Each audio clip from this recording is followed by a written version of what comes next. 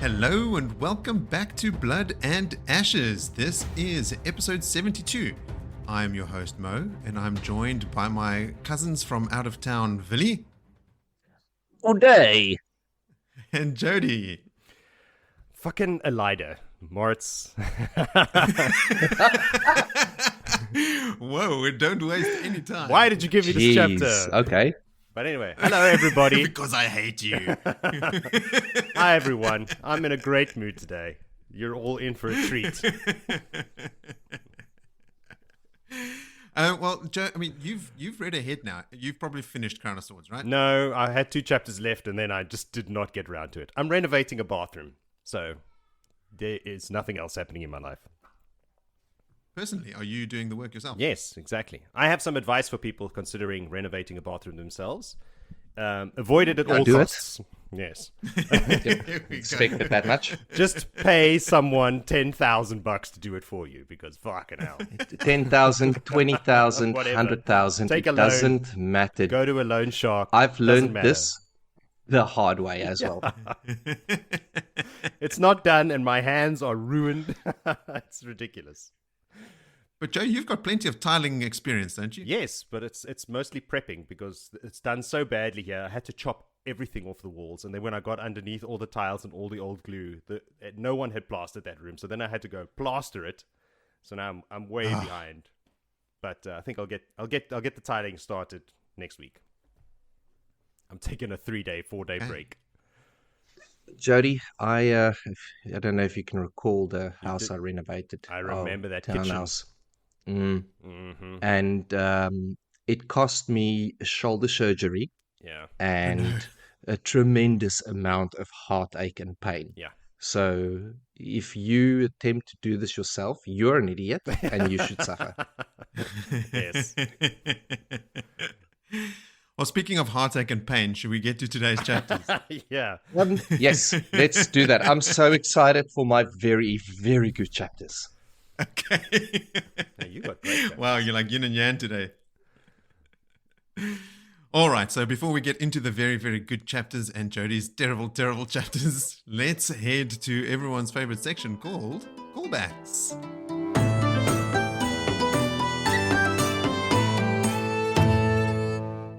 Right, number 1, Tylan's death. You remember I made a sort of offhanded comment about it in the last episode, and it's actually Matt that ties her up when he leaves the palace after the Seanchan take over. Tylan swears the Seanchan oaths and is raised to the blood, actually. So to keep from being punished for Matt's escape, or some aiding Matt in his escape or something along those lines, she agrees to help Matt, and she actually shows him how to tie her up. But unfortunately for her, after Matt has left, the golem arrives and kills her and feeds on her while she's tied up, and I think stuffs her under her bed. So a pretty unpleasant end for Queen Tylan. Ew. I couldn't find a specific reference to what Moradin's orders for Moghedien are. Remember we were saying that Moghedien was going to, after her little attempted assassination on Nynaeve, she said she was going to go take it out on Ispen and Falion, and we were sort of wondering, like, has she been sent there by Moradin? What are Moradin's orders for her? I couldn't find any reference to what her specific orders were. The fandom wiki actually says that she was ordered to go check on Ispen and Falion by Moradin, who may have told her, continue doing what you were doing before until I sent for you, or maybe told her specifically to go to Falion and Ispen, don't know. But pretty soon afterwards, she is given some pretty significant tasks by Moradin, and they do not line up with what her previous agenda was. Now, we know that Ispen and Falion were already sent to Ibudar by Moghedien to find that cache, so it's unclear whether Moradin has reinforced those orders or if she's acting on her own when she seeks them out. Then there was the line that I couldn't remember when Nynaeve surrenders, when she's underwater and she's drowning and she breaks her block. I just wanted to call it out because it is so poignant to me. Like the line is just, she surrendered completely, full stop. And I just love that because it is so succinct. Yeah. And it is almost poignant, like a feeling of finally. And it is the brevity of it that just really stood out to me. And I thought it was a real fancy little piece of writing. Yeah, and when that happens, you hear in the background the song Let It Go from Frozen. It would be the perfect... Yes, as I do most days anyway. Me too. I got 3 boys, but I've watched that movie a million times. A lot, yeah. I'll give you a life pro tip. there is a metal version of it, and I've gotten Jesse into that now. So now we listen to that more often, and it is a bit better. Okay.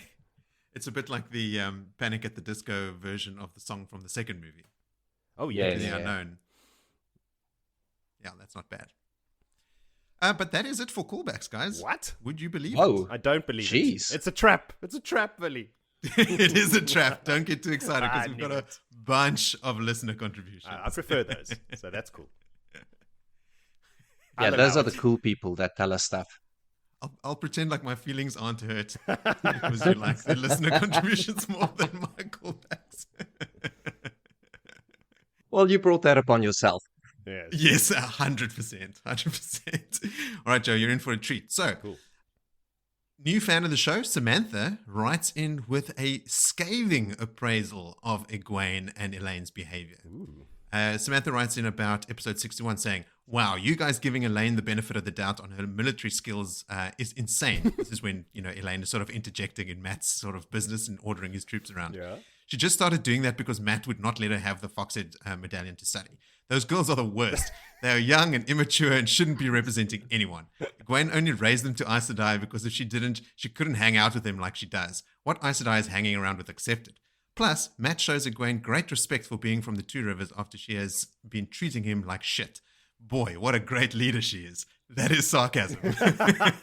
We got it. Yes. I cannot stand those girls, and I wish their story was less. They make real women look petty, rude, and disrespectful. I cannot stand Elena or Egwene.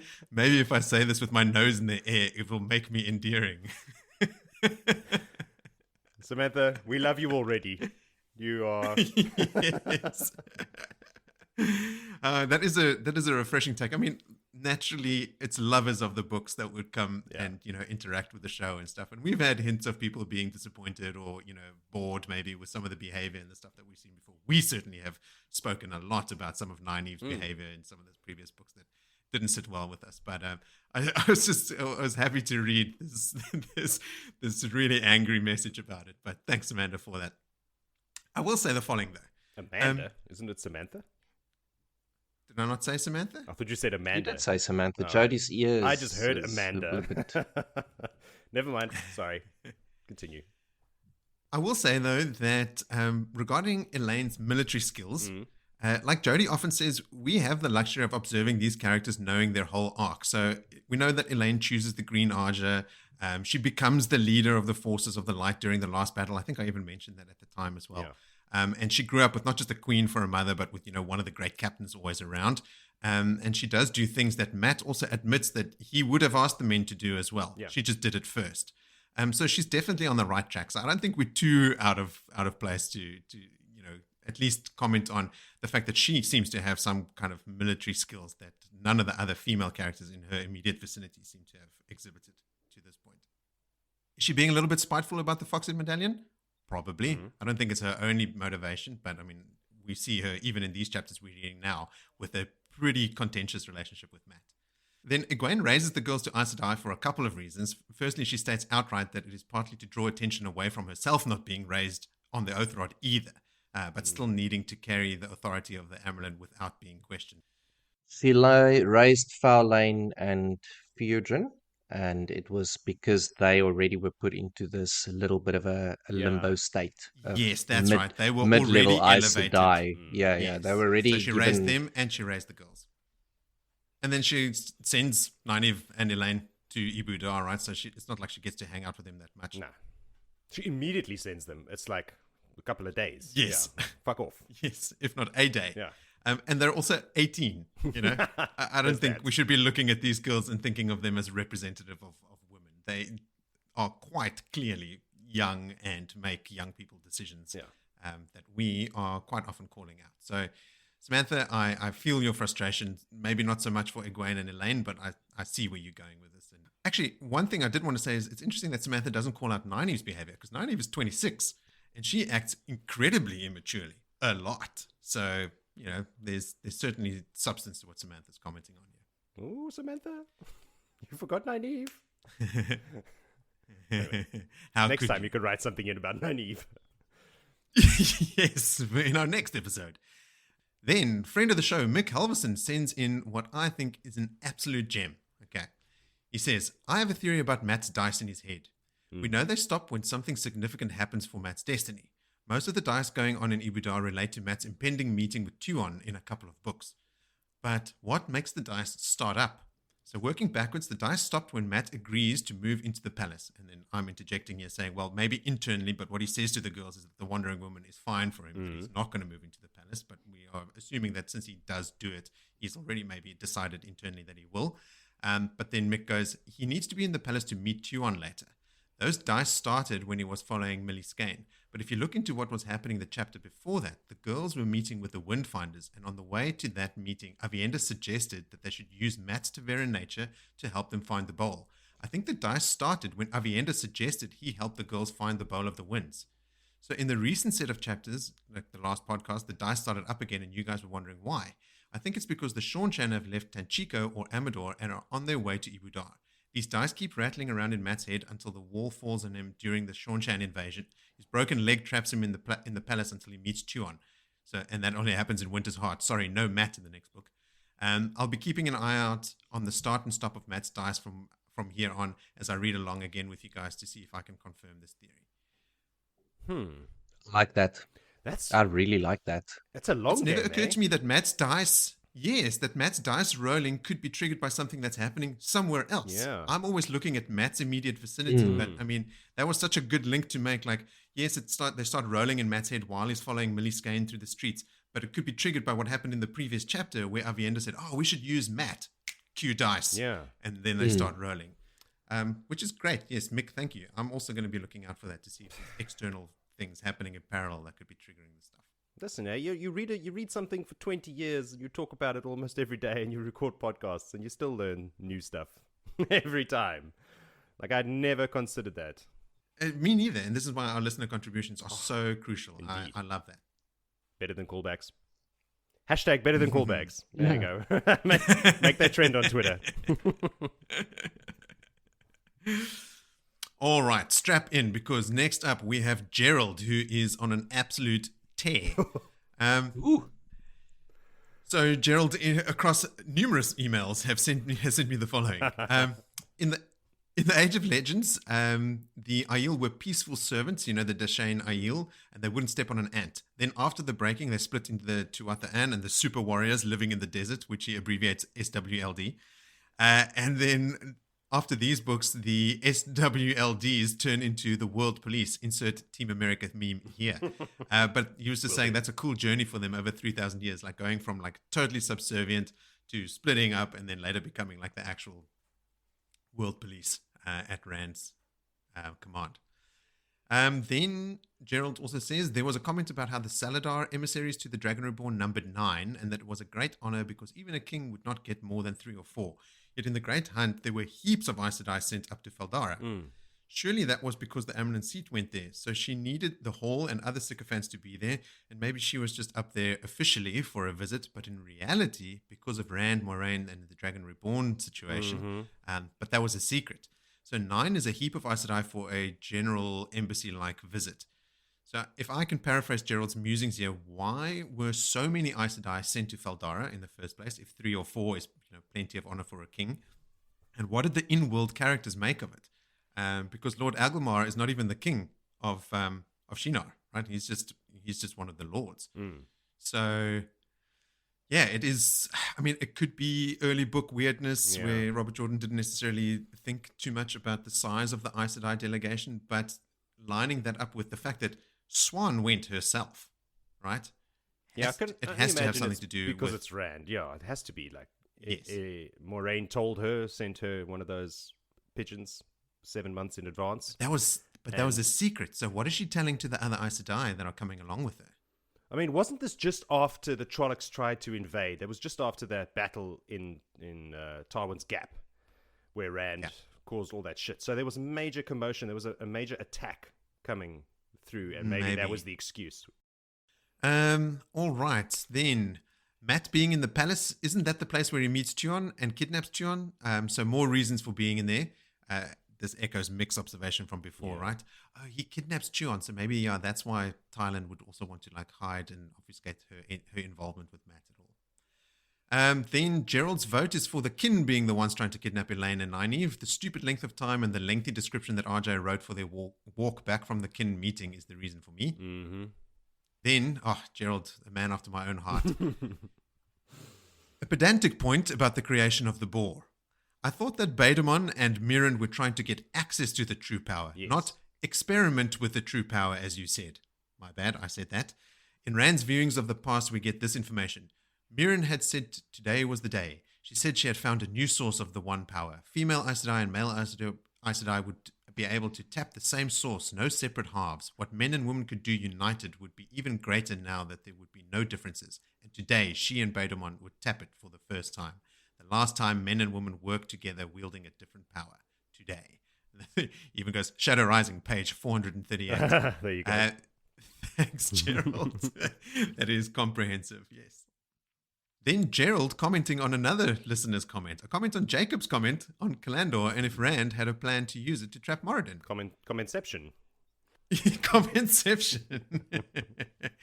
Gerald reckons Rand totally planned on using Kalandor as a trap for Moradin. Now, he's written a bit more stuff there, but I'm going to keep some of the mystery alive and not elaborate on it too much, but we'll get there.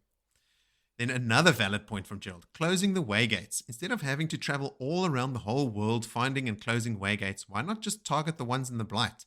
Quickly travel there, grab a Vendosora leaves, and bug out. Done. No more Shadow Spawn using the ways to move about. Yeah. Too easy? One does Question not mark. simply walk into The Blight. The Blight. Yeah, I was gonna say absolutely Mordor. going to say exactly that same thing. You are aware that there are these worms that cruise around there and all these other But Loyal's things got that we an don't know Ashaman that about. can make gateways. Yeah, make a gateway into a worm's gut. And kill it in the process. Yeah, sorted. No, but it's probably not that simple. Yes, that's true. And also, yeah. you don't want Dark Friends or, Padan Fain or anyone else using them. Yeah, and those Ashaman, look, they're already like teetering on the verge of insanity and going to the dark. You don't want to have them captured up in there and being turned against the light. There's a lot of risks to do that. That is one thing, but also give the dark a little bit of something. I mean, they need to No. move around. There needs to No, be a Billy. story. There needs to be something. Like if you Down, just Billy. if you just quickly eliminate all their transport and like what is it then? They're just sitting ducks in the Blight, protected by big ass worms. Sure. Gerald also sent in another voice note. Hey team, it's me again. I was just thinking about the AEL societies that they have and wondering how you gain admission to them. Like the knife hands, for example. Do you have to chop a watermelon in half with your hands or something before you're allowed in them? The Maidens of the Spear, are they all women? Obviously they are. But does that mean all the women are in the Maidens of the Spear? So when two clans or whatever come up to fight each other, the women wouldn't fight each other. They just go around poking holes in the blokes from the other clan. That's my current thoughts. Yes, let's discuss this. So that's Gerald basically asking two questions. The Aiel societies, how do you gain entry? I can only imagine that each society has their own rituals and stuff. The idea of like knife hands having to slice things with their hands as the entry ritual is pretty hilarious. They have to karate chop things. We can Hold only on. imagine what the This is stone a dogs very- have to do. There's a very simple answer for this one. What? They have a sorting hat for the men, and all the women go to the maidens automatically. There's just one society, so Yeah. they got this big ass hat that they chuck on their heads, and then they shout out "Stone Dog," and everyone cheers. And that's how the Wheel of Time was classified as young adult fiction. Exactly. Sorting hats. It's actually a sorting hat is a Tangriel from the Age of Legends. Sorting Terangriel. A sorting Ooh, an Tangriel. archway. You walk through an archway, and you get given your. We can build on this. Theory time. Nobody knows. It's one of the secrets of the Aiel. One of the not so secrets of the Aiel is Gerald's other question in his voice note, which is, so do the Aiel warrior societies just not fight each other in battle? And I think the answer to that is a pretty simple no. they just don't. Stone dogs don't fight stone dogs. Maidens don't fight maidens. Right? Am I misremembering? No, you're not misremembering. Society comes before clan. Yes. So like blood feuds and that sort of stuff is set aside for warrior societies. Mm. And as we learned in the books, the way that the Aiel dress show things like warrior society, clan. They all look the same to me. Only for the trained eye, not for the rand eye. No. No. Don't pity that one. That was a shadow dog. And then, not to be left out, Rowan sent in a voice note too, and that goes a little something like this. Hello all, and thank you, Willie, for your camping trip, which allowed me to catch up to the podcast, as I have been lagging behind. Well, firstly, fuck you guys, because you completely undercut all of my big fanfare. That was going to be my favorite moment from last time, because I thought you were all going to go for Nynaeve, and I was going to come like the hero that I am and champion Elaine and her amazing put down of the Aes Sedai. What I will do, though, is highlight in particular the favorite moment being when she puts Myrtle in her place and actually like just takes control using logic to put all the Aes Sedai under her control. To me, that's the best moment of it all.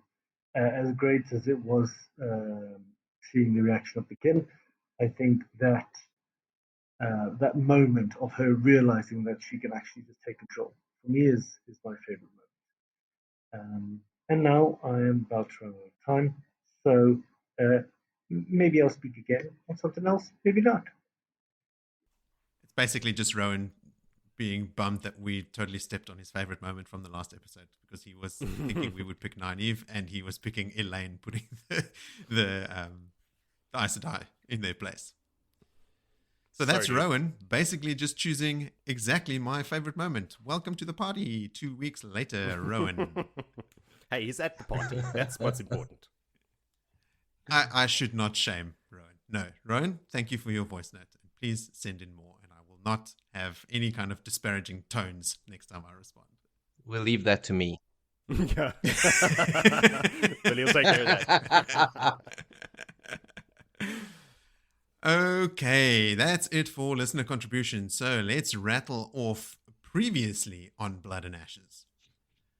Matt moves into the Terracin Palace and is quite pleased with his rooms. When Elaine and Nynaeve return from the kin, he tells them they will always have a set of bodyguards with them when they leave the palace, and much to his surprise, they are enthusiastic about it. They ask Matt, Nalessian, Tom, and Julian to stake out the kin. The men do that, but when nothing happens, they return to the palace. Matt finds a note from Tyler in his room saying she expects to have him for dinner, so he promptly locks his door and goes to bed. He hears her try the door later and laugh when she finds it locked. The next day, he arranges for Oliver to move into his rooms to act as a human shield against Tylen's advances. They spend 2 more days staking out the kin and are joined by Birgitte. On Matt's 3rd morning in the palace, he wakes up with the dice rolling in his head. Tylen arranges for Rizal to entertain Oliver so she can have Matt to herself. She forces him at knife point to have sex with her. After the fact, she leaves Matt some coin and a festival mask. Matt and the gang set out for the kin once again and are joined by Beslin. On the way to the kin, they're attacked by beggars, which they fend off when yet more beggars join the fray. When they get to the kin's house, Beslin tells Matt he's glad Matt is sleeping with her, or with his mother, and totally unnerves Matt. And as soon as he sees a woman leave the kin's abode, he gets up to follow her, shouting vague instructions to Nalessian. Rhiann Corley gives the order for the kinswomen that don't wear the red belt to move out to their farm for a while and lay low. Later, Elaine is facing a trial of sorts from the other rebel Aes Sedai in the palace. Much to her indignation, they threaten to limit her movement to the palace and even muse on spanking her with a slipper, and the same for Nynaeve, all apparently because she was endangering the secret of the kin, which the Aes Sedai knew about all along. When Merilil's maid arrives with a letter from Jacob Carradine addressed to Elaine proclaiming that Morghese is safe in the Fortress of the Light and that Carradine would be honored to escort Elaine to Andor to take her place at her mother's side, Elaine has had enough. She immediately pulls rank on all the Aes Sedai and reminds them that A, she was sent by the Amyrlin, who they are all supposedly obeying, and B, she's stronger than all of them, so they should be deferring to her. In fact, she tells them that from here on out they will be taking their orders from herself and Nynaeve, and the Aes Sedai are shocked but quickly fall in line. We cut to Margidian, who is now also in Ibudar and spots Nynaeve boarding a boat. She rushes to an inn to attack Nynaeve from a distance, but on her way is reminded of Moradin's hold on her mine trap. So when she's about to balefire Nynaeve's boat cabin from the roof of the inn she's in, and a bunch of pigeons take flight, she fears Moradin has arrived, and her beam of balefire goes askew, and she hits the middle of the boat and some of Matt's men. She quickly runs downstairs back to the sedan chair and rushes away, ready to take her frustration out on Ispin and Falion. Suddenly trapped in the sunken boat at the bottom of the bay, Nynaeve tries to escape but slowly starts to drown. She finally, for the first time, surrenders completely. In that moment, channels enough to break the boat apart and swim feebly to surface. She's fished out of the water by none other than Lan. He tells her how things stand with Morel, but Nynaeve sets him straight. She will marry him immediately, and she will take him as her warder. End of discussion. Elaine and the Aes Sedai march over to the kin and set them straight as well. Elaine Sedai is in charge now. She asks Rianne how many women are in the kin, and the answer shocks the Aes Sedai at around 1,700. When she asks Rianne's age, it also shocks the Aes Sedai when she says she is 412. Also, Matt waltzes in to tell them he's found the Bowl of the Winds. And that brings us to chapter 32, called Sealed to the Flame. Why don't you break the seal with our first summary, please, Joe? Fine. If you insist. It's not so bad. Guess what? Elida is having a wet dream. She is sitting on her throne. Rand is kneeling next to her, all cowed. She's got all the rebels on their knees, begging for mercy. She's going to spare Egwene because of her power, but sorry, Lelaine, Ramanda, Sheriam, they're going to be stilled and flogged and God knows what else. It's her dream. She can do whatever she wants. Alviarin is speaking to her with reverence. Then you know it's a dream. Alviarin's like, yes, mother, no, mother. But then, of course, just then, Alviarin, in reality, shakes Elida by the shoulders with a, wake up, you fool woman. And it's so good. So good. And she's like, what did you say? I said, oh, wake up, mother. I don't think that's what it was. But okay. I think her reaction was a little bit more like, what? Exactly. So anyway, she wakes her up. It's in the middle of the fucking night. It's like early hours. Because Kovarla Beldine has returned. This is the first time I've heard this woman's name in my life. With news about Rand's failed capture. So we now know, because we know this whole book is 8 days. So we're only now in chapter 32 is Elida finding out about it. But it's only literally, I think it's been 5 days or something since it actually happened. Or 7 days. 7 days, that's it. So 7 days later, she's finally hearing about it. Alviarin's heard about it before, by the way. She's just been keeping information from her. So they, until now, Elida has not known anything about the monumental clusterfuck that happened in the attempting to kidnap Rand. Kovarla is then shown in, after Elida is, of course, allowed to cover herself a bit, because she's just woken up. And she gives her the breakdown. There's Aiel. There were Aiel there. There were wise ones fighting. There were these men in black coats that are called Ashaman. Rand got free. Aes Sedai were taken prisoner. Blah, blah, blah, blah, blah. We know what happened, all right? So she thinks to herself, that only 12 of the 39 Aes Sedai that she sent out have returned. And I've written here, lol, because that is hysterical. 12 out of 39. So the others are dead and or captured. That's a huge number. So I've never heard of Kovarla before. We know about Galena, and we know about the others that captured her. Where was this Kovarla the whole time?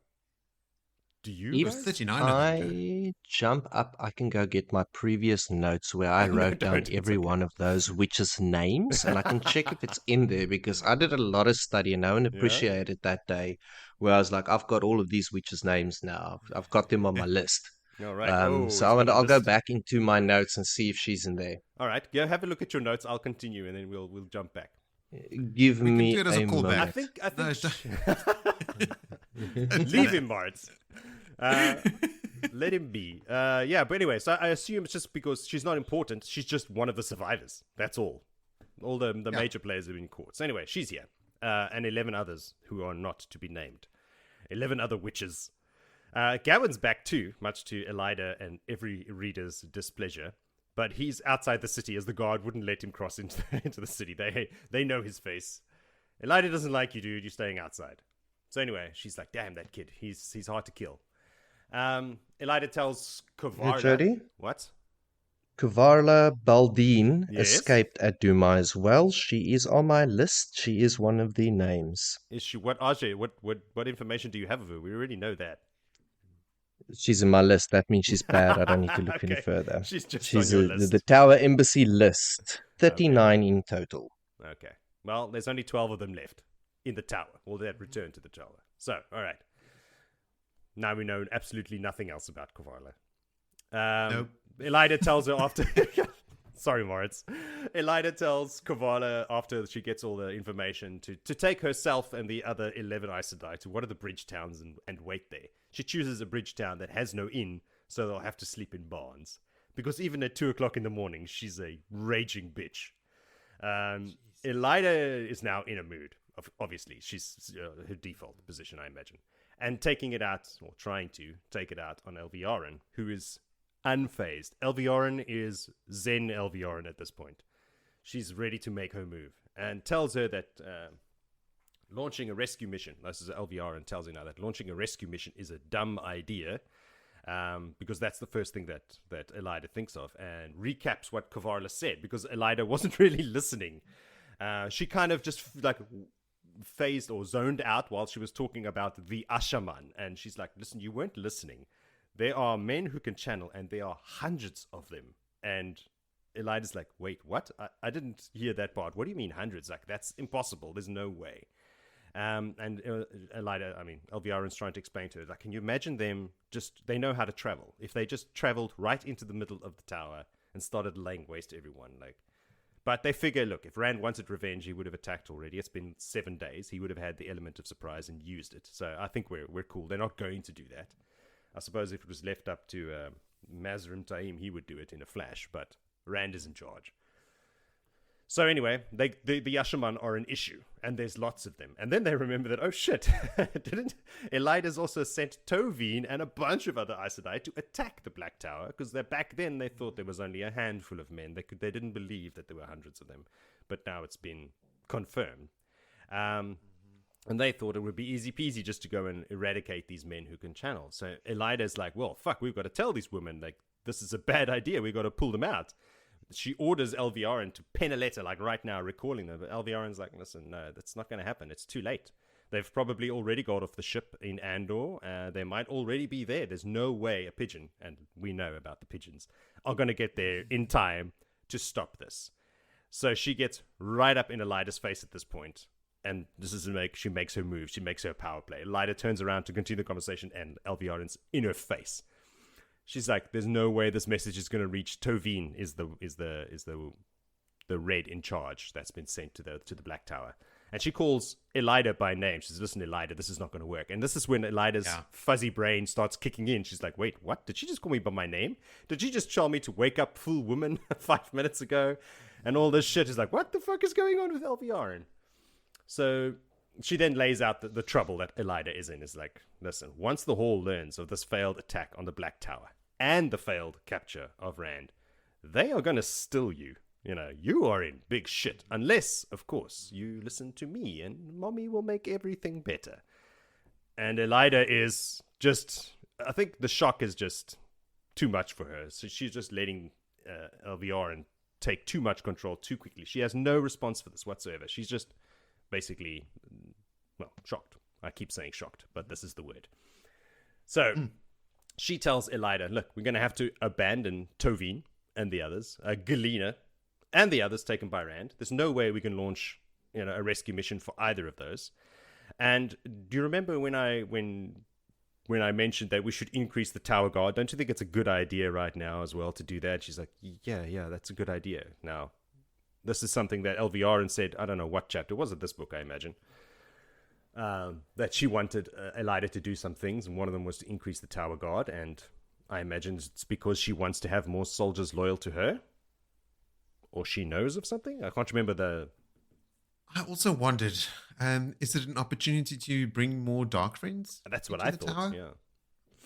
Much like what happens in Andor, in Camlin? Yeah. So that's what I thought. I thought David she wanted, Hanlon. Dark Friend soldiers, soldiers under her control. Yeah. Which is what I imagine. Dark Friends or not, they'd be under her control. Yes. Yes, and lastly, she's also got some ideas for searching the rooms of 2 Aes Sedai, Josane and Adalorna. That's it. Yeah, they are both greens who have been hiding Angriel. One of them found an Angriel. Josane found one and never told anybody, but Adalorna actually took one from the store and stole it and is keeping it for herself. And then she must reward 3 other Aes Sedai, Dorés, Kiyoshi, and Ferellian, brown, grey, and yellow, in that order, to cast suspicion on them as the ones who ratted out the other 2. So she's trying to clearly, and I mean, Elida sees this immediately, that she's trying to cause tension between the ajahs, just sowing division within the tower, which is her mission from Masana. Mm-hmm. So, yeah, it's all falling into place, but for Elida, I mean, for Alviarin, that is, not for Elida. Oh, yeah. So Elida tries to question this advice, but is promptly shut down and tells Alviarin she will do what she is told. Like, there's a line where she goes, just tell me you will do what you were told. And Elida says the words, I will do what I am told. And she can't believe she's saying it. It's pretty rough, eh? Yeah, like, but it's happening. She's still completely incredulous about what's happening with Ajah. So with an outline now for future plans, she's going to stand openly and declare that Rand is the dragon and bring him to heel. This is another one of Alviarin's plans. Like, we've got to do it. We got to come out in the open, like, say something one way or the other about this dragon reborn, because they haven't actually have an official position yet to the whole world. And at some point, we're going to have to tell the hall about these Ashaman. Like, I'll leave that up to my own discretion as to when to let them in on that little secret. And she leaves. Elida is left there feeling sick. She's absolutely nauseous. She can't get over how she was manipulated, and she throws some shit around the room, breaking things. Her little cat sculptures. No, she doesn't breaks have her sweet punch glass and then the whole pitcher. Oh, right. Pitchers. Yeah, pitchers don't last long, yeah. Pitching a fit. Yeah, she is pitching a fit. So that's where the expression comes from. But she's had this foretelling. She's like, no, wait. She's trying to get back. Because remember, she did have a foretelling that she is going to be the one. She's got certain glory and la la la la la. And she will, glory will be hers and she will make Alviarin pay. For those of you... Do you want to hear the foretelling? I've got it right here. So do I. Okay, good man. Foretelling refresher. The White Tower will be whole again, except for remnants cast out and scorned. Whole and stronger than ever. Rand al'Thor will face the Amyrlin seat and know her anger. The Black Tower will be rent in blood and fire, and the sisters will walk its grounds. This I foretell. So yeah, you can read that any which way you want. All of that's true. It is true. Exactly. It is true. It's just not true. But none of it has anything to do with her. No, not See, at all. the problem was never with Elida's foretelling. The problem is with her interpretation of everything that she thinks. Totally. She's Isn't that just the problem for so everything? in her own arse. It's not even funny. Yeah. Exactly. Her foretelling about the key to the last battle being part of the Andorran royal line or something, she also misread. She doesn't know about Tigraine and Rand's lineage, so she thought it was something to do with Elaine and Gawain, so she attached herself to House Trackand. So another foretelling that she totally misread, just assumed, and is like she's actively trying to kill Gawain. Like, Yes. she's not even following that foretelling that closely. Like, how do you know it's not Gawain that's the key? You don't. But Gawain isn't a Trakand. He's a... Yes, he is. Galad He's is. a, Galad isn't, sorry. My bad. Yeah, but you're going to understand, Gawain is really annoying, so... Everyone wants him dead. But yeah, so her whole life is a lie. But she doesn't know it quite yet. And then she gets collared. Then it goes from worse to worse. Anyway, she's just remembered. She's woken up a bit now. And she's remembered her foretelling. So she's like, no, fuck at this. I'm going to take charge again. This was a momentary lapse. I can't believe that I let Alviarin get the better of me, but I'm going to make her fucking pay. So she starts making plans to disappear Alviarin with a diabolical grin on her face. So yeah, she's now going, making plans, and it says, like, if Alviarin could see that smile on her face, she would be weak at the knees or shit her pants or something. I can't remember. Anyway, that's what she thinks. So we jump outside to Alviarin, and she's going, that went way easier than I thought it would. She really thought that she would have to fight more with Elida, but she didn't. So she's pretty stoked with herself. And she's got all the eyes and the ears reporting to her and keeping a lot from Elida, as I mentioned before. She's got Missana as her patron. So she's feeling great. She's feeling in charge. And I'm thinking, really? You're in direct contact with a Forsaken and you think that's a good position to be in? Yeah. Anyway, okay. So yeah, neither of these two, Alviarin or Elida, actually has... They could fall from grace at any moment. So we jump to the next morning, and Elida has done as Alviarin told her. She's raided those apartments, found those Angreal, ratted those women out, done the praised the other three, and the whole tower is now on edge as planned. So she's gone now to Siani? Shit, these names. There's so many vowels. I know. Siane. I know. Siane. A white sitter. To get her to start an investigation. A secret investigation. The consequences? Death and disaster for the whole tower. Thunder rumbles outside. Elida's plan is to use Siane to investigate treason. She's whole excuse is that someone helped Swan and Leanne escape when they were deposed. And it must have been an inside job. It must have been sitters or ajahs or some Aes Sedai from the inside helped them escape. And Siane's like, oh, that makes pretty good sense. I would imagine so myself. And she wants her to follow the clues no matter how high up the ranks she goes. Even to the keeper herself. Nudge, nudge, wink, wink. I wrote here, subtle Elida, very subtle. It was actually too subtle. Because Siane doesn't get it at all. After Elida leaves, Siane misses all the cues about go to the sitter and find her. Well, go to the keeper. And she's like, all the secrecy, what could it mean? It's like, because, Elida was very uneasy while she was saying it. She was very nervous. It's very weird. And she's very secretive and blah, blah, blah. So she thinks the only thing it can be is a secret way of telling her to find the Black Ajah. So it's a Black Ajah hunt all over again. Hey, everybody. More Black Ajah hunts. So she's like, fuck, I can't hunt the Black Ajah by myself. I'm going to need some help. So she has an old buddy that she goes to. So she heads directly to her old friend and red sitter, Pavara Tazanovny. Tazanovny? She's Russian. Pavara, when I read that name, because I know that name, I thought, oh, shit, she's Black Ajah. She went straight to the Black Ajah because I thought that would be a cool plot point. But then in my investigations, realized that this is not the case at all. Pavara is actually awesome. It's pretty great. She is very cool. She's fantastic. Yeah. And you remember the name, but for the wrong reasons. So her, apparently, the backstory of Pavara, her whole family was killed by Dark Friends in one day. Like aunties, uncles, brothers, sisters, parents, everybody. So Siane thinks like, well, if there's anybody who's going to want to hunt the Black Ajah, it's going to be this woman. And they were friends back in the day. So she's like, cool, I want to like rekindle this. So we've got a white sitter going into the red sitter apartments. So, but of course, getting there now is not very easy. All the Ajahs are on high alert.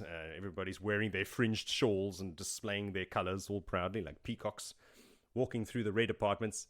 While normally unpleasant is now terrifying. But she gets shown there to the apartments by another red, and this meeting of theirs reignites an old friendship and kickstarts the whole storyline in the books, where they end up finding the Saladar spies. Instead, they start looking for the Black Ajah and looking for weird, uneasy people. Notice the Saladar spies that were sent, and actually eventually get noticed by other sisters, and it starts a whole thing where they root out the Black Ajah. It's great, but we'll get there. And that's how the chapter ends, because now they are on a mission, and she's found her partner in crime. Yeah, Vil. Yeah. Look, Jody. Firstly, I don't understand why you didn't like this chapter. Elida is handled like a absolute child. She is just put in her place by the Dark. Yeah, exactly. So well. She's not an Amyrlin. She's not even worthy of the A of the word. Yeah. Anyway, I loved it. I loved that chapter. I loved because that the she got because the what dark she's going because for. the Black Ajah took over the tower. I'm very stoked for you, Willie. But it's like replacing one evil with another evil. It's No, look, and she also launches another Black Ajah investigation. Well, there you go. And willingly and So unknowingly. Alviarin actually initiates a Black Ajah search accidentally Not Alviara. Yes, Alviarin tells Elida. Elida, through the chain of events, goes to start an investigation because of what Alviarin does, and that investigation gets misinterpreted as a black ajah hunt, which is bad for Alviarin. So it comes back to bite her in the ass. Yes. Is what I'm saying. Yes. Oh. Yes. Good chapter. Very, Alright. very good I'm starting chapter. to enjoy this chapter more. I also There we really go. liked it. It is, I must say, like, I get it. Like, it is so tedious when you read that woman's name. It's the It's first like word. you gotta read some really stupid stuff now Yeah. of a stupid woman that's obsessed with a stupid palace in the clouds. But I mean, we also have discussed the fact that she has spent some time with our old mate Fain, and you know that could have very much driven her insanity to peaks and troughs. Well, she is acting insanely. You know, she is willing to allow the Arjas to be driven apart by following her keeper's direct orders, who's telling her, you know, she must do as she's told, without thinking about like the repercussions. You know, like she's just saving her own ass. She still thinks that she's going to be the best Amyrlin ever, and she is actively being manipulated to break apart the Arjas. The blue Arjas already gone. You know, like she is so delusional. She has no concept of what's going on. So she is definitely acting insane.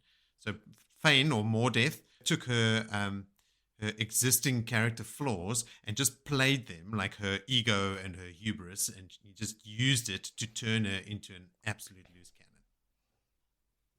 Yeah, absolutely. But for me, it's like my remembering Elida. So I go back through this and I'm like, okay, that's a terrible woman. That's what you remember about her. But sort of, okay, she's a powerful, terrible woman that gets stuff right that we don't like. But in this reread for me, and this like really focusing, because I think in the past you just want to get past her chapters, like, oh, I don't want to read this. And now it's coming clear that she is actually such a child, such a amateur that just played some political cards correctly in one go. She is certainly like pitiful, you know, like you feel like, wow, yeah, she's so gone. And then like Joe mentioned earlier as well, like her fate ultimately is also quite shit. So she really gets put through the ringer. So I mean, she started off unlikable. She certainly gave herself plenty, or gave us plenty of ammunition to throw at her. But then, yeah, she really, like Willie was saying now, like she's gone off the deep end, right? Like she's been more death, she's been Alviarin, she's been cracking under the pressure of not succeeding. This failure of her embassy, she's saying, like, not even during the Trolloc Wars had they suffered such a defeat. So, Joe, you're talking about the 39 Aes Sedai that are now only 12. It's not since the Trolloc War. It's not even during the Trolloc War did such a bad defeat happen. So, yeah, she is losing all control. And it's not over yet, because Toveen and the other sisters haven't even got to the Black Tower yet. It's going to get even worse.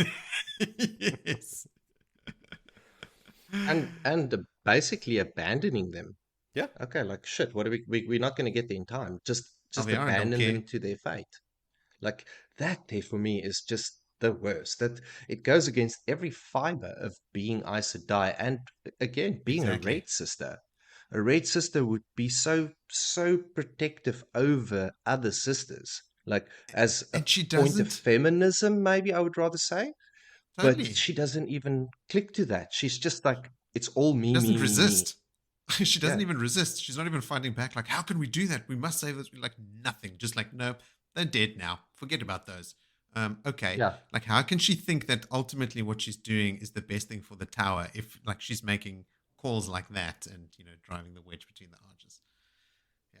She's gone. Like, even after Alviarin, like, if Alviarin's in her face right then and she doesn't know how to answer, she'll just agree to everything. And then Alviarin leaves, and then she'll go, well, fuck that. I'm going to make my own plans to go rescue them anyway. But she doesn't. Still, even afterwards, under no pressures, even the next day, she's just covering her own ass. Yeah. That's all it is, saving face. Now, I hate this chapter again. Thanks, guys. I mean, that dream that it starts with, that dream it starts with is awful. Like, I mean, just well, not awful, but like, that it's so caught me laughable. offside. She's so delusional. Rand kneeling meekly, or quietly at her throne, Alviarin being meek, Egwene crying and begging. Yeah. There's a fourth oath on the oath rod that she's considering, to remain loyal to the Amyrlin seat. She's already in her dream abolished the blue ajah, which I don't know, has she done in the real world as well? There are no blues. I think it's just by default. She's taken the blue stripe off her stole.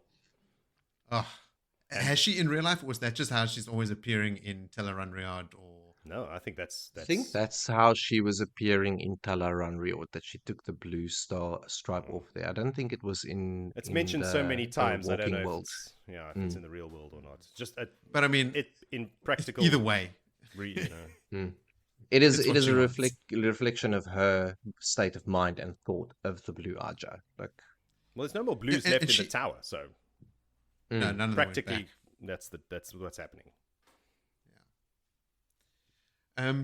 It's interesting that Elida asks immediately where Galena is, knowing obviously that the kidnapping had happened and Galena is in charge. Yeah, but that strengthens my opinion that the Rand kidnapping was an Elida plan, not necessarily a Black Ajah plan, unless Galena herself had suggested it to Elida. I think we've hinted at this before. I might have hinted at it, where so what if, he resists? Can we kidnap him maybe and sort of make Elida think this is her plan? Because she refers to it at different times. Sort of makes me feel like it's her brainchild. Second low is the clock strikes second low when Alviarin is waking Elida up. That's like Sparrowfart. That's middle of the night, morning, 2-3 a.m. Yeah, that's what I figured. That's why I said 2 a.m. Yeah. It's actually a whole bunch of times. Days are broken into segments. When a certain time is reached, chimes ring. So in the White Tower, first rise is the very early morning before dawn, followed by second and third rise. High is around mid-morning, and mid-morning chimes are also rung. It sounds like a Monty Python skit. Yeah, I know. Prime and trine are in the afternoon, and after supper comes full, and last meant that all novices were supposed to be quiet and in bed. Second low occurs in the small hours of the morning. Why would they need a second low chime if everyone's sleeping? Change of the guard? Yeah, probably. Maybe. Time It's to like wake up Amyrlin and fuck with them. Could be. But it always reminds me whenever there's early morning shenanigans going on and I've referenced this before, that Robin Hood cartoon, the Disney one, the old one, where the guy yells out every hour the time and everything's well and there's no one to listen to him. Let's see, what else did I have here? Galena also thinks immediately that Catherine would be in charge after Galena. She's also Black Ajah. Yep. When Kovarla refers to the missing Aes Sedai ahead of her in the pecking order, she says, "I stand highest among those who," and then she trails off. Who what? Who survived? Yeah. Kovarla is saying, "I stand highest among those." Oh, maybe who survived. Yes, who came back. Okay. That's why we didn't know about her, because between the 39, she was nowhere near the highest, but circumstances. She's never mentioned. Yeah. Because in truth, there are only 2 Aes Sedai that's killed in that event. Yes. And a couple stilled. A couple stilled that got healed at the end by Darwin Flynn. 3 was stilled, and all 3 was healed by Dharma, and the 12 that escaped, and the rest were just captured. Yeah. Actually, no. Galena escaped, and Catherine Al-Radin also escaped. Well, escaped the battle, but Galena got taken by the Aiel. Yes, she got taken. No, wait. Galena escaped, didn't she? And then she escaped showed the face. battle, but she was captured again by the Aiel. By the Shadow Dogs. Yes. Mm. Well, speaking of Galena, Elida had given Galena direct orders to have Gawain killed. Like, it's not even that she's just disappointed, like, oh, Gawain didn't die on that. It's like, oh, Galena failed in that task as well. Like, she was given the task to have Gawain killed, which is pretty fucking rough. Well, that's why she gets what she's getting and why she deserves it. Totally. Why there's well, no sympathy. is that Mordeth working on her, having people killed? You know, she's an Aes Sedai. Yeah. She's not a dark friend. Having people think murdered so. for no reason is Moritz, you're pretty rough. making excuses for this woman. I don't like it. I am. Someone has to. But it's pretty wild that now the younglings are not even allowed back in the city. They stood up for her. They Yeah, fought totally. for her. Jeez. And Dumai's Wells would have been an even bigger disaster if they hadn't, you know, sort of stopped everyone and said, okay, circle the wagons. We're going to make a stand up here. You know, like they would have just been absolutely overrun. Yeah. Galena was also ordered by Elida to start making Althor supple. So even like the beatings and stuff. Mhm. Also Elida. Pretty rough. Just, enforcing my views already. Keep going, Moritz. Yes. Please. Okay, I actually enjoyed watching Alviarin's mask of obedience like slowly slipping through the chapter. So first it's like, you weren't listening, mother. And then Alviarin walks right up to her in silence so that when Elida turns around, she's startled to find her standing right there. Then Alviarin sits down without asking. Yeah. And eventually she's like standing in front of Elida as well and like straightening her stole around her neck, sort of saying, you don't want to be hung by this or something like that. Yeah. You know, like so threatening. And then, you know, immediately starts setting those tasks and makes her say, I will do as I am told, which is wild. I am of the opinion that if Elida in that moment had given Alviarin any pushback, that Alviarin would have killed her. Alviarin thinks that she's going to be dead in 3 weeks anyway, so like she's just wringing out of her what she can. So yeah, quite likely. The Tower Guard that Alviarin asks Elida to bolster is led by High Captain Chubane, which is a name I recognize. I'm like, Chubane, that sounds... I've definitely read that name again. And he eventually takes over the younglings after Gawain becomes Egwene's warder. So he and Gawain are actually at odds in the beginning until he realizes that Gawain is not there for his job. He's there to protect Egwene. And when he becomes Egwene's warder, High Captain Chubane or Guard Captain Chubane actually becomes the leader of the younglings. One more shitty Elida thing is that even in this meeting with Seafolk, she finds a way of being shitty by not offering for Seafolk to sit down. In her own apartments. And comments on it like, in her own apartments. Yes, exactly. Also, the Reds are the largest ajah. 200 sisters about. That's about a fifth of all the Aes Sedai. But half of them are black ajah, so...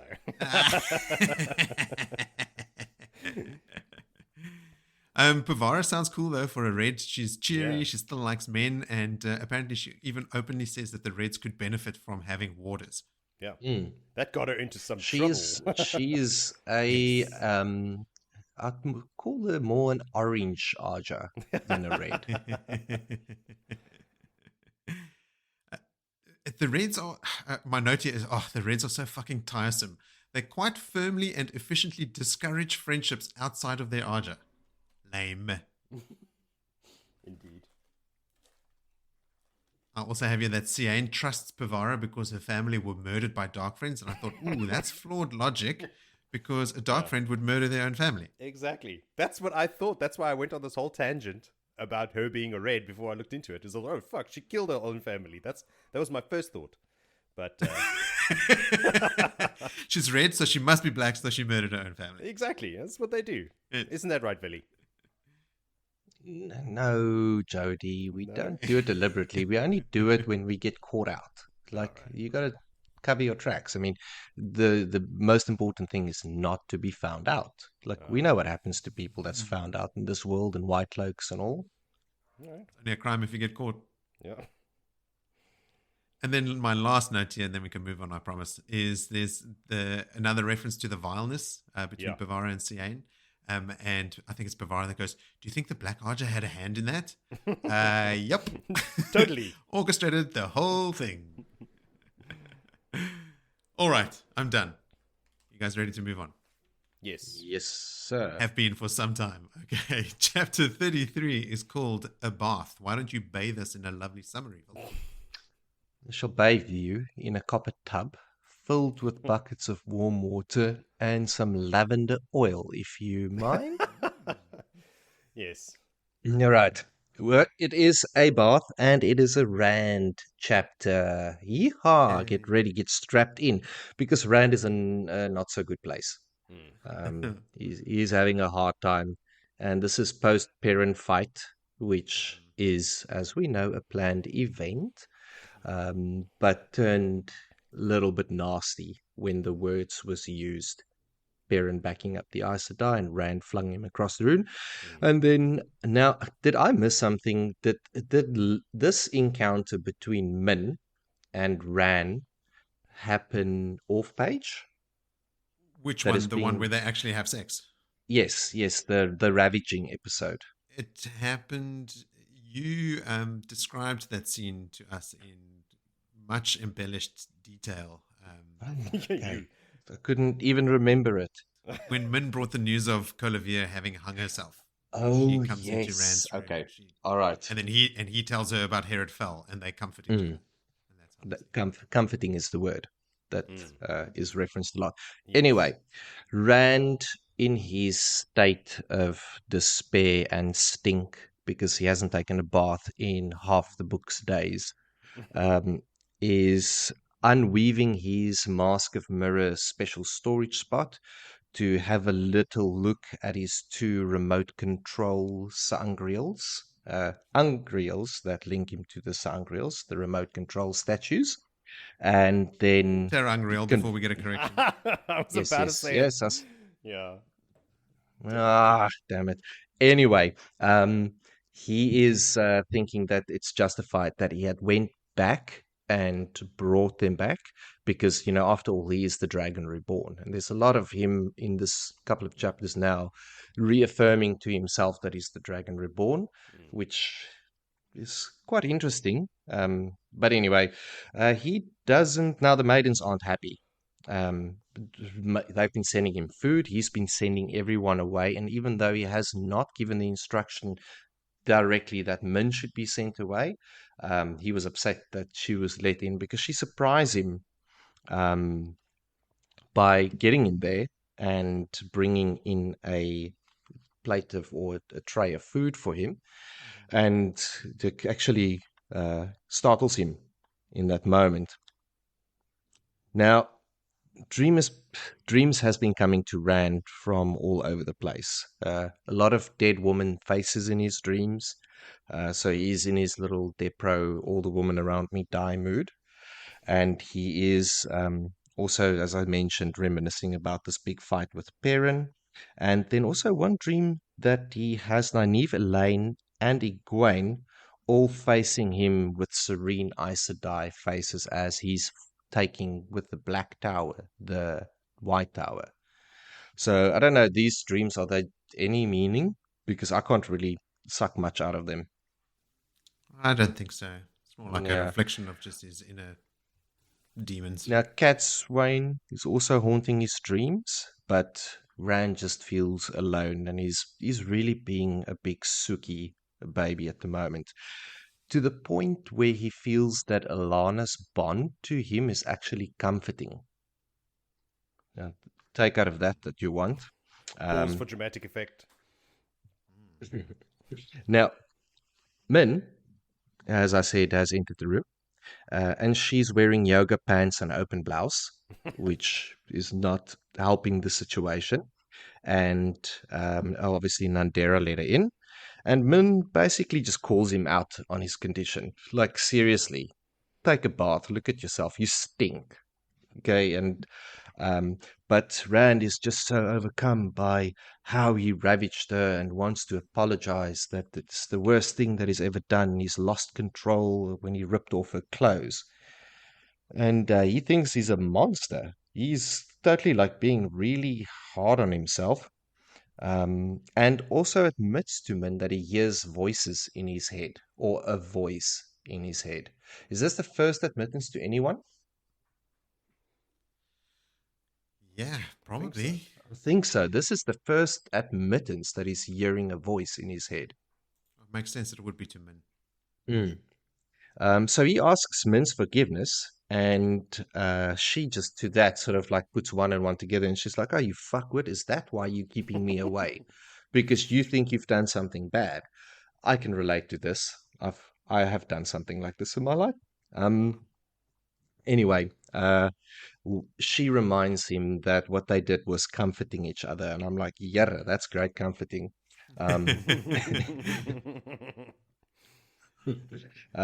But she carries on berating him, thinking that she's had no part to play in it. And basically telling him, like, you acting as if I was not even there.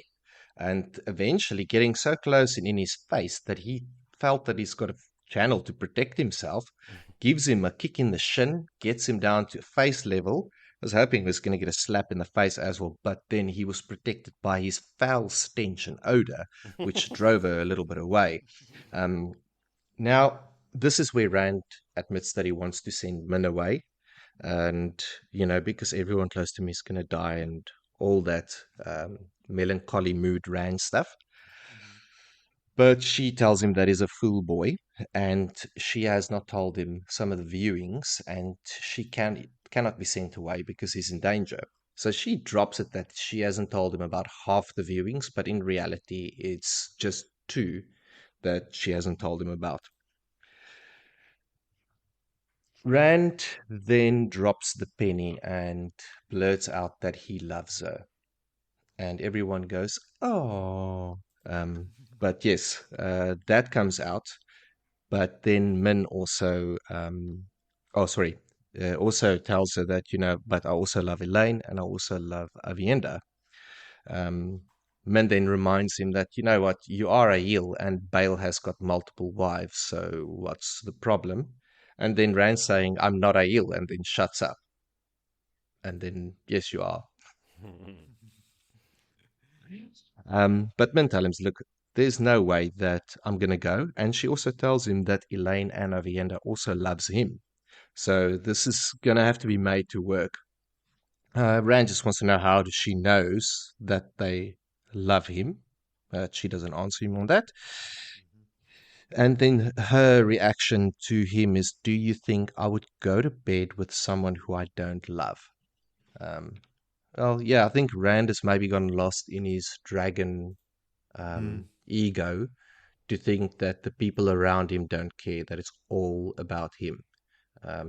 So I like it that Min balances him and brings back a balance. And we're going to get into it because this chapter also, in the next chapter, Min brings up the topic of balance.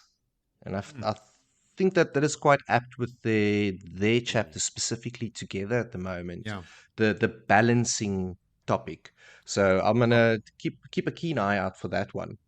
Her presence forward certainly brings balance to his life. Yes. Keeps him safe.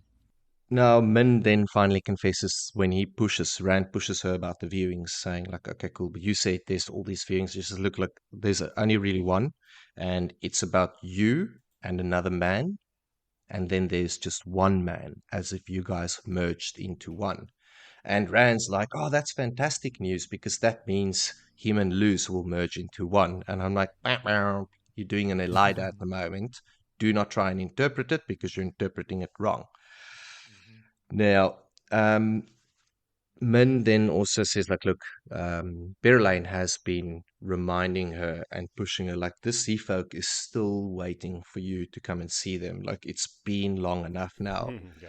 And he agrees, okay, cool, we got to go and see the Seafolk. And she's like, not like that. Like, shit, shave and shower. Mate, seriously, brush some teeth. Get that stuff done. Food was mentioned.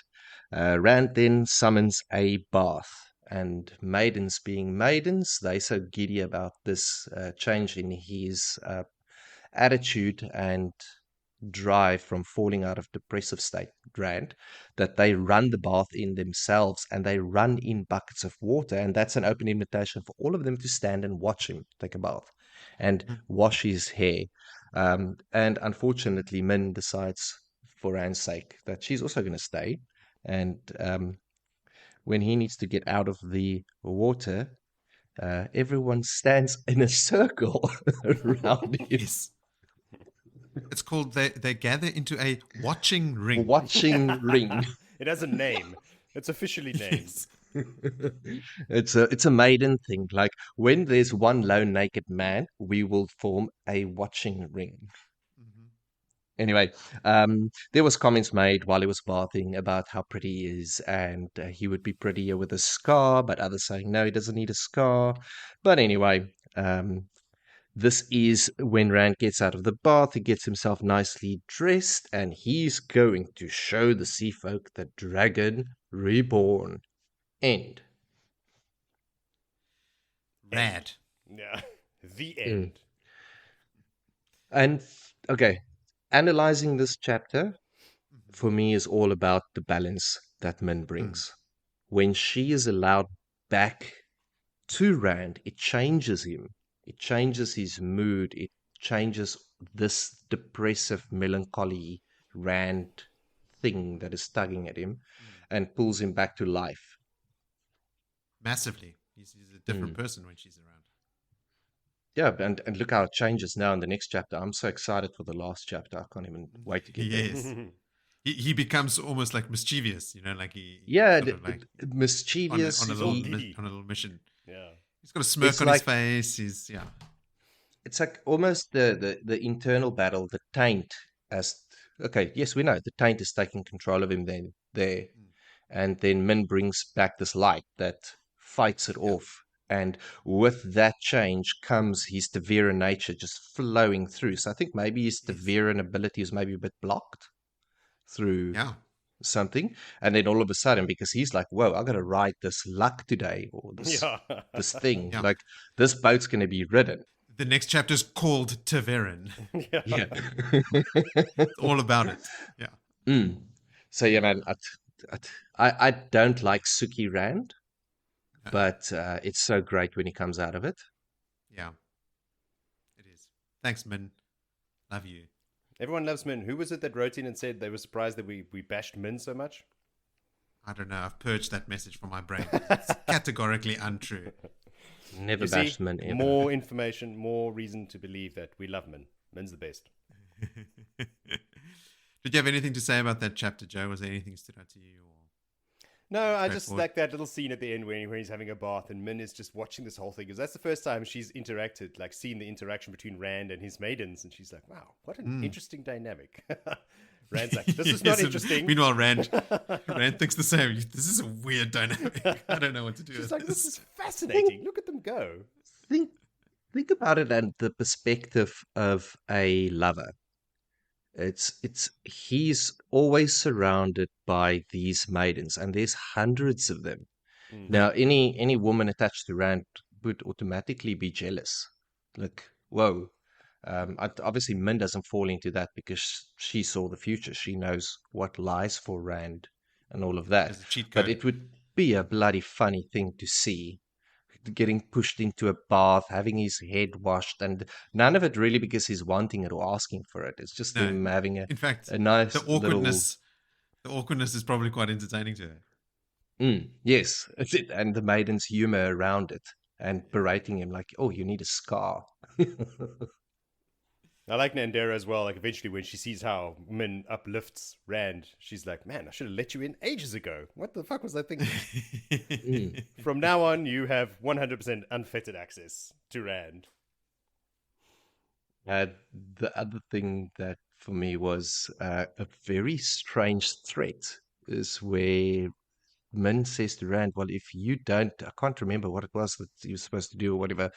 And she's like, I will tell the maidens you ravaged me. I was like, whoa. Yeah. Yeah, well, I mean, that shocks him into like listening to her, right? Mm. She had to sort of like splash his face with cold water before she could. Yeah, and surely that is a big splash because Min is Yeah. somehow just not wormed because it's done in a good and on merit part, but she's almost a wise one in token. She's accepted in their tents like Yeah. nothing's wrong. She's accepted into the maidens. She's just accepted everywhere she goes. That's why I just love her. Yep. It's true. Everybody loves Min. Yeah. There you go. Next T-shirt. In fiction and out here. What else, Joe? Not much. There was just some, Rand's back on track. He was moody, now he's not. Yeah. It's pretty sad because the chapter starts with the days after sending Perrin away seemed endless to Rand, and when you combine that with the comment he made to Loyal that we read in a previous chapter about he's going to make sure that he's sending everyone away so he's alone, and being alone is terrifying. That's pretty dark space for old Randolph Thor. Well, luckily, it only lasted a few days. Yes, luckily. The night that Rand went to Camelin, remember he had his disguise and he had his hands tied up, and he goes to Bashir and he meets Bile and tells him that the spears will march on Ilion. He had 2 other stops. Rand references that night and the fact that he went all the way to Ruidian to retrieve the Kuten Kal before putting them in his little mirror of mists hiding space. Inverted weaves, blah, blah, blah. Secret trap. In that chapter where he says he's got 3 things to do that night, they only tell you about one of them. Yes, because we spoke about that. What were the other things? So, all right. Yeah. Off to Ruidian. It's the one that he said he had to do alone. There was one he had to do alone, and it was this one. Yeah, because, I mean, you've got to keep those access keys close. I mean, I wouldn't leave them in Ruidian. I mean, they are guarded and super secret. by death traps, but still. Yes. But still, yeah, they are bad news. Rand knows the name of every woman that died for him, or because of him, except for one. Which one? There was a woman that died. The Dragon Reborn? It's in one of the scenes. There was a strange woman that died. A stranger, not a strange woman. Yeah, when he that gets he attacked didn't in the know. Soldiers and a grey man. When they get attacked in the street by Fain's White Cloaks, there's an assassination attempt and a bolt hits a in the woman? Dragon Reborn, Rand is camping by himself at night, and that lady with her soldiers arrive, and Rand just summarily decapitates her. Yes. Is that her? Did he find out the name of the woman in the street? How? Oh yes, he did. That was an Aiel. That was a maiden. No, it was a woman. The old lady. It was some Oh woman. yeah, you're right. There was an old woman. I don't know. Look, She was old. I don't think Rand would remember a dark friend that he decapitated. Like No, I that don't think wouldn't dark be friends one are of on the those. list. Those are on Villy's list. No, those are casualties of war. Yeah. Okay, Joe. Yes, maybe you're right. There was that dark or that Padan Fain White Cloak attack. There was a maiden that died in front of him, but there was also an old lady in the street. He mentions that in the next chapter, in my chapter. Oh, does he? Okay, well, there we go. All right, definitive. Rand also mentions being overwhelmed with blazing fear and rage when throwing Perrin across the room. So the blazing fear part is what stood out to me. And what's becoming brutally obvious to me now is how I have missed the damage the box and the torture did to Rand. In these chapters, it comes up more than once. Yeah. And I used to think on previous reads, he's a bit claustrophobic now. Okay, cool, I get it. But it's much more serious than that. Those Aes Sedai did incredible damage to him. Like, the PTSD is significant. He thinks about sort of after, like, why did Perrin have to choose the Aes Sedai to make our argument about? And he thinks they were too dangerous to keep for long as captives. He did not know what to do with them. They frightened him. That last line I've always missed. The wise ones. Exactly. But he's like, he's not even like angry and now he's dominated them and he showed them who's boss. He's still afraid of them. I think Rand's move to hand them to the wise ones is more not based on, they're going to be taught humility and jiato, because Rand wasn't privy to the teachings of Egwene and everything that happened in there. I don't think he even understood really what was happening there. I think he saw that as, okay, they'll treat them harshly and hard, and they can channel to keep them in control, perhaps. Yeah, he needs people he can trust that are also capable of controlling Aes Sedai. And it's either Egwene's Aes Sedai, which he's sort of lumping in the same bucket, right? Like he's kind of, he treats them a little bit differently, but Aes Sedai to him are Aes Sedai. The Ashaman could do it, but he doesn't trust them to do it. The wise ones are both capable of and, trusted to perform that specific. I think it's a very, very wise decision not to trust the Ashaman there, because number one, male, female, what is that? The Ashaman simple tactic? Wanted to kill them. Taim was there saying, Yes, they did. we should kill them. He's Yes. this is my Yes. advice. Yes. What else can we kill? Rand thinks to himself, Perrin had such a serene marriage with a smiling, gentle wife. Was it in this What chapter? planet are you from, dude?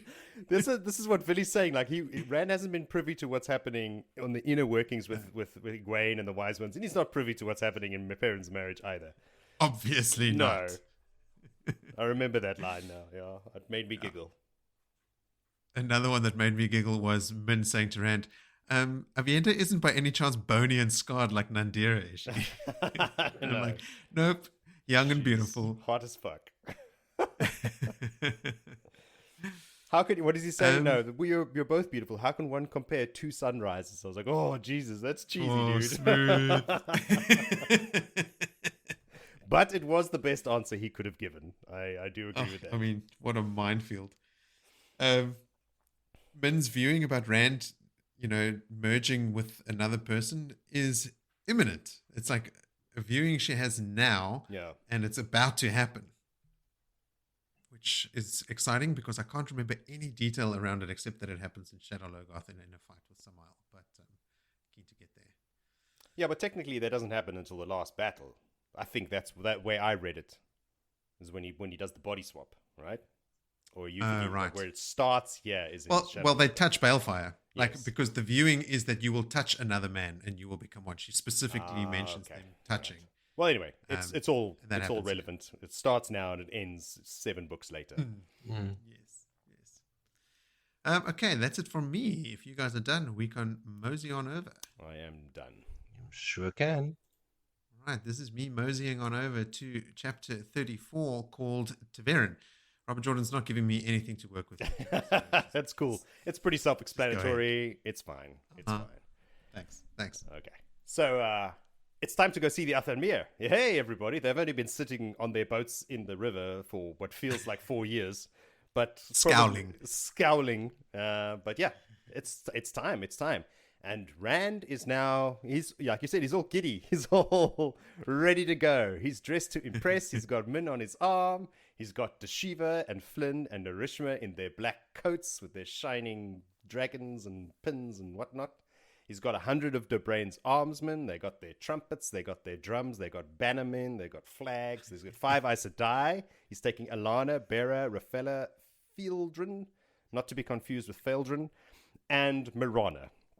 He's got Nandera with 200 maidens and Kamar with another 200 Sayadun, which means black eyes. I thought it was red shields, but I googled it. It's black eyes. I don't know if you guys have seen the Australian movie The Castle, but Sayadun reminds me of Bonnie Doon. Oh, the serenity. There's no serenity with these guys, though. No chill. No chill whatsoever. So yeah, Kamar is a new dude. I imagine it's a dude. Because it's a black guy. Haven't heard of him, but he's also not going to be outdone by the Maidens, so he's got 200 of his own. So they got quite a procession, and they are cruising through the streets, all right? Verin and Karuna are missing. Rand asks about them. Verin is questioning the captive Aes Sedai to find out, he assumes, what their end game was. After capturing him, what was the plan? What was going to happen? And then Karuna is with Sorelia discussing, and I quote, a matter of protocol. She's in the principal's office, is what's happening. Yeah. So Rand's like, yeah, fuck it. We can do without them. We'll leave them. Rand's like, whatever. And off they go. They're marching off through the streets to much fanfare. There's roars from the crowd. El Thor, El Thor. And he's thinking, like 5 days ago, they were screaming, Colavir, Colavir. Like, whoever's in charge, we'll scream for them. But whatever, he'll take it. Everyone seems to love him.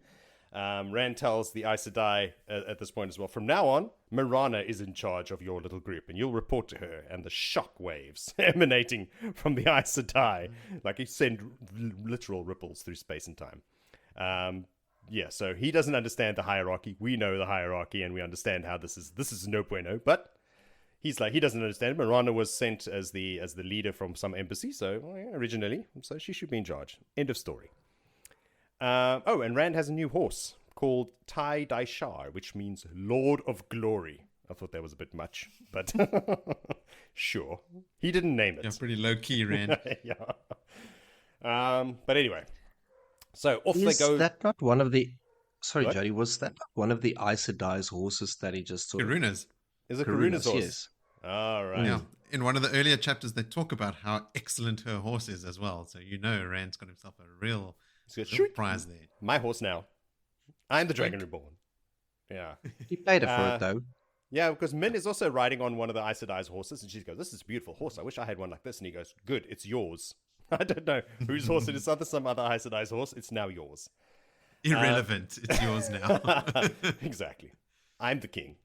So off they go to the docks. Trumpets and drums. I mean, it's really all kinds of partying along the roads, all the way down to the docks. Everyone's out to see him. He's making a big show of it, drawing a lot of attention to himself. This does come into his mind as well during this chapter. Like, he shouldn't be drawing so much attention to himself. And they're going down to take a longboat across the water to the waiting Seafolk ship. Along the way, Rand tells Min and Marana to fall back behind him because he'll have no stray arrows meant for him killing a woman today. That's the line that I mentioned earlier. Because remember, when he was out in the streets and when he got attacked, that's when that woman died. So he was like, "Listen, back off. Don't be near me because someone's going to try and shoot me." But of course, they don't listen to him, and 5 seconds later, they're back up next to him and having a fat chat. He's not channeling. But he can feel the Ashaman holding the source and a tingling that tells him at least, of course, one of the Aes Sedai is also channeling. And he wonders to himself whether their oaths will prevent them from channeling to save his life from an assassin, and thinks that's very funny because he did tell them, "You are not allowed to channel without my permission." But if someone attacks him, are they going to save him? Are they going to use the one power? Or will they, stick to their oaths? So anyway. I'd like to think that they will. But if they're bound by the oath rod, like, that's his. But they didn't make those oaths on the oath rod. Yeah, but okay. I was just To thinking him, about, Yeah. All right, so they would have to weave a shield around him or something. It's still not a weapon, but it's breaking their oath to him, which is just a verbal one. And I think that they would quite rightly assume that he would understand. Yes, but he thinks it's hysterical, and he's laughing out loud. Crazy Rand giggling to himself. And he's asking, Marana asks him what's so funny, and he goes, "Oh no, the world. It is a funny place." And Min lols with him. Marana is not amused. So they hop on the longboat. And thank God not everybody fits. The captain, Alviarin, is not enjoying having this lot on his boat. He would rather be, ferrying ice peppers or whatever.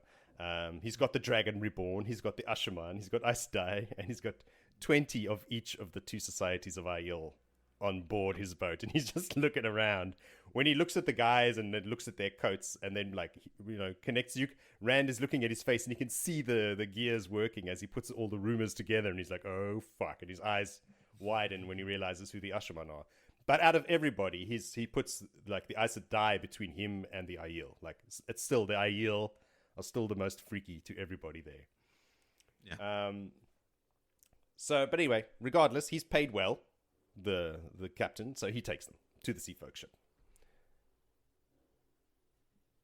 He tells everyone on board who he's coming with, who's going to go onto the Seafolk ship with him. Sorry, not everyone fits. A bunch of you are staying behind. He's taking the Aes Sedai and the Ashaman with him, and of course Min. And everybody else stays behind. DeBrain's cool with it. Oh, DeBrain's there, by the way. But he knows that he's only there for show today. He's there because he's a High Lord and blah, blah, blah, blah, blah. So he's cool with it. He knows what's what. The Aiel are a different matter. They don't like being left behind, as we very well know. But, tough shit. The Dragon Reborn. Our Khan has spoken. So the Aes Sedai simply accept his decision as well with a, "It shall be as you command," which makes Rand immediately suspicious. He's like, what? Well, that was a surprise. And he starts thinking, can he actually start trusting them? Or will they turn on him the second he turns his back on them? He's starting to look at them. Can he trust these guys? And right then, Min notices his scowl and assures him that he can trust these 5. She's had a vision where she sees these 5 in his hand, so that they are now loyal to him. And that is a huge boon. Thanks, Min. That was a very handy viewing. So let me just recap their names, because I have forgotten already who these people are. Who are these 5? Alana, Bera, Rafella, Fieldrin, and Marana. Those are the 5 in his hand. Write them on your list of witches, Billy. I've got bad witches' names. Aren't they all bad witches? The bad list. Remember, I keep track of the dark. I keep track of the evil. Yeah. That's my role. Well, can you check? Javel is a dark friend, not a white cloak. Yeah. Sorry, my apologies. Same to me. So, upon arrival at the boat, Rand channels an air bridge, and there's a bunch of talk about how he couldn't have done it 1 foot more, but it can carry any amount of weight, and when men can make bridges better than women can make bridges, whatever. Okay, he's on an air bridge. Now, women can make better bridges than men. Oh, whatever. You see how irrelevant it is?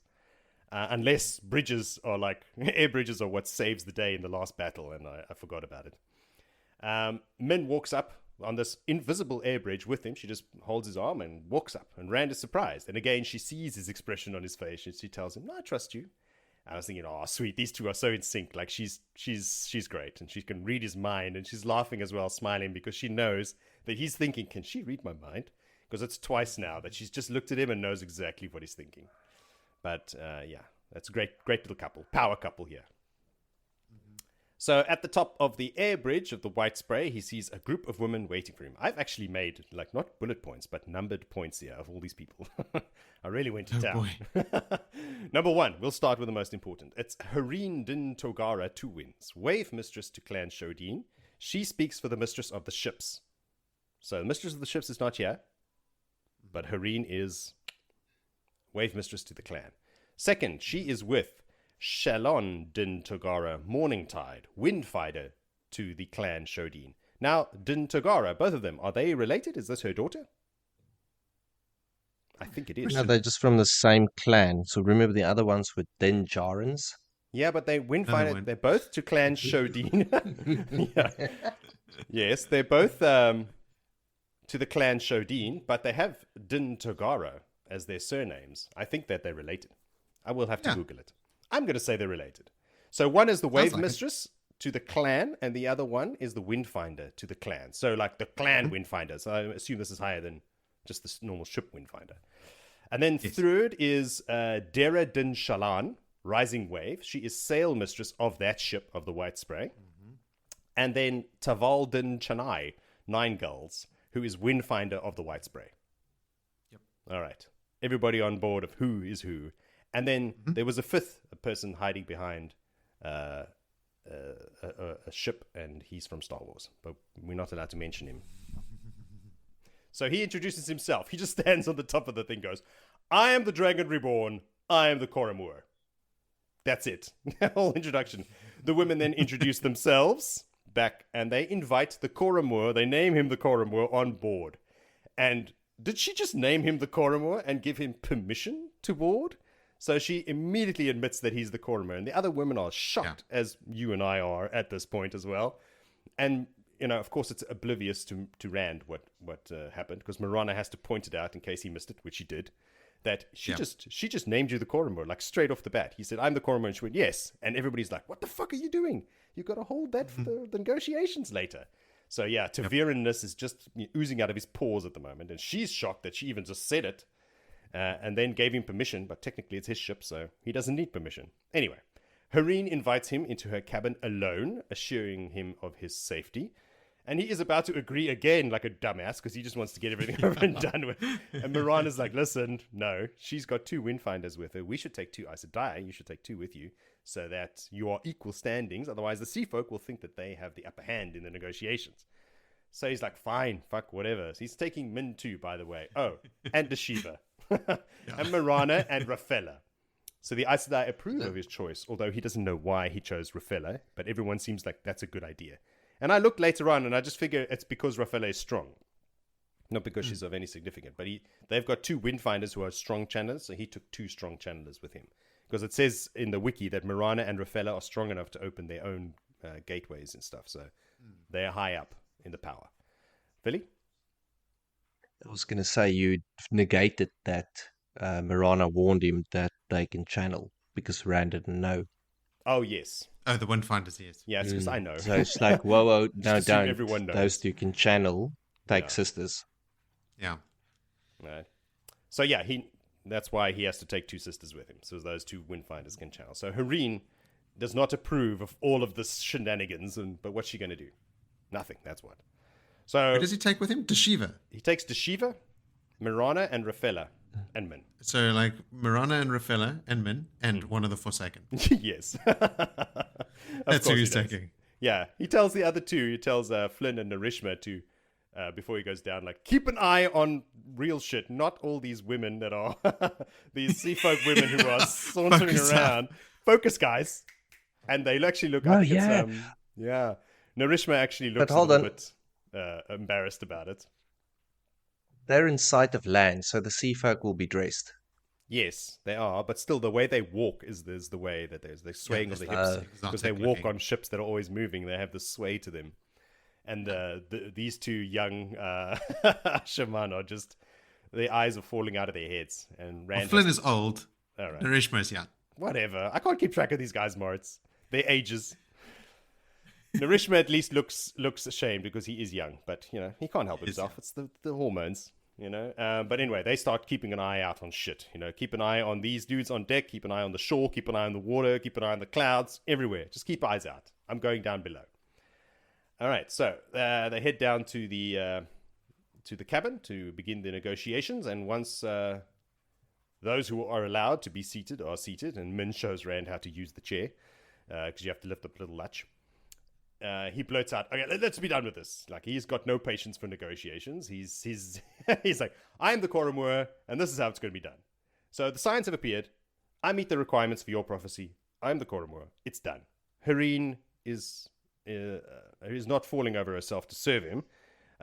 So he calls Mirana and Rafella over to prove that they serve him. He's like, this is all the things that have happened. The Stone of Tyr has fallen. I've got Kalandor. This is all in your prophecies as well. The Aes Sedai serve me. Look, Mirana, Rafella, come over. And they just get up, and to his shock, they actually kneel next to him and kiss his hands, like kiss the dragon heads on the back of his hands. And even him is like, oh my fucking hell. I was just calling you over. You didn't have to do this. But they are 100% on his side right now and proving it. So he tells Hareen, the Aes Sedai serve him, and so will the Seafolk. Again, I'm the Coromor.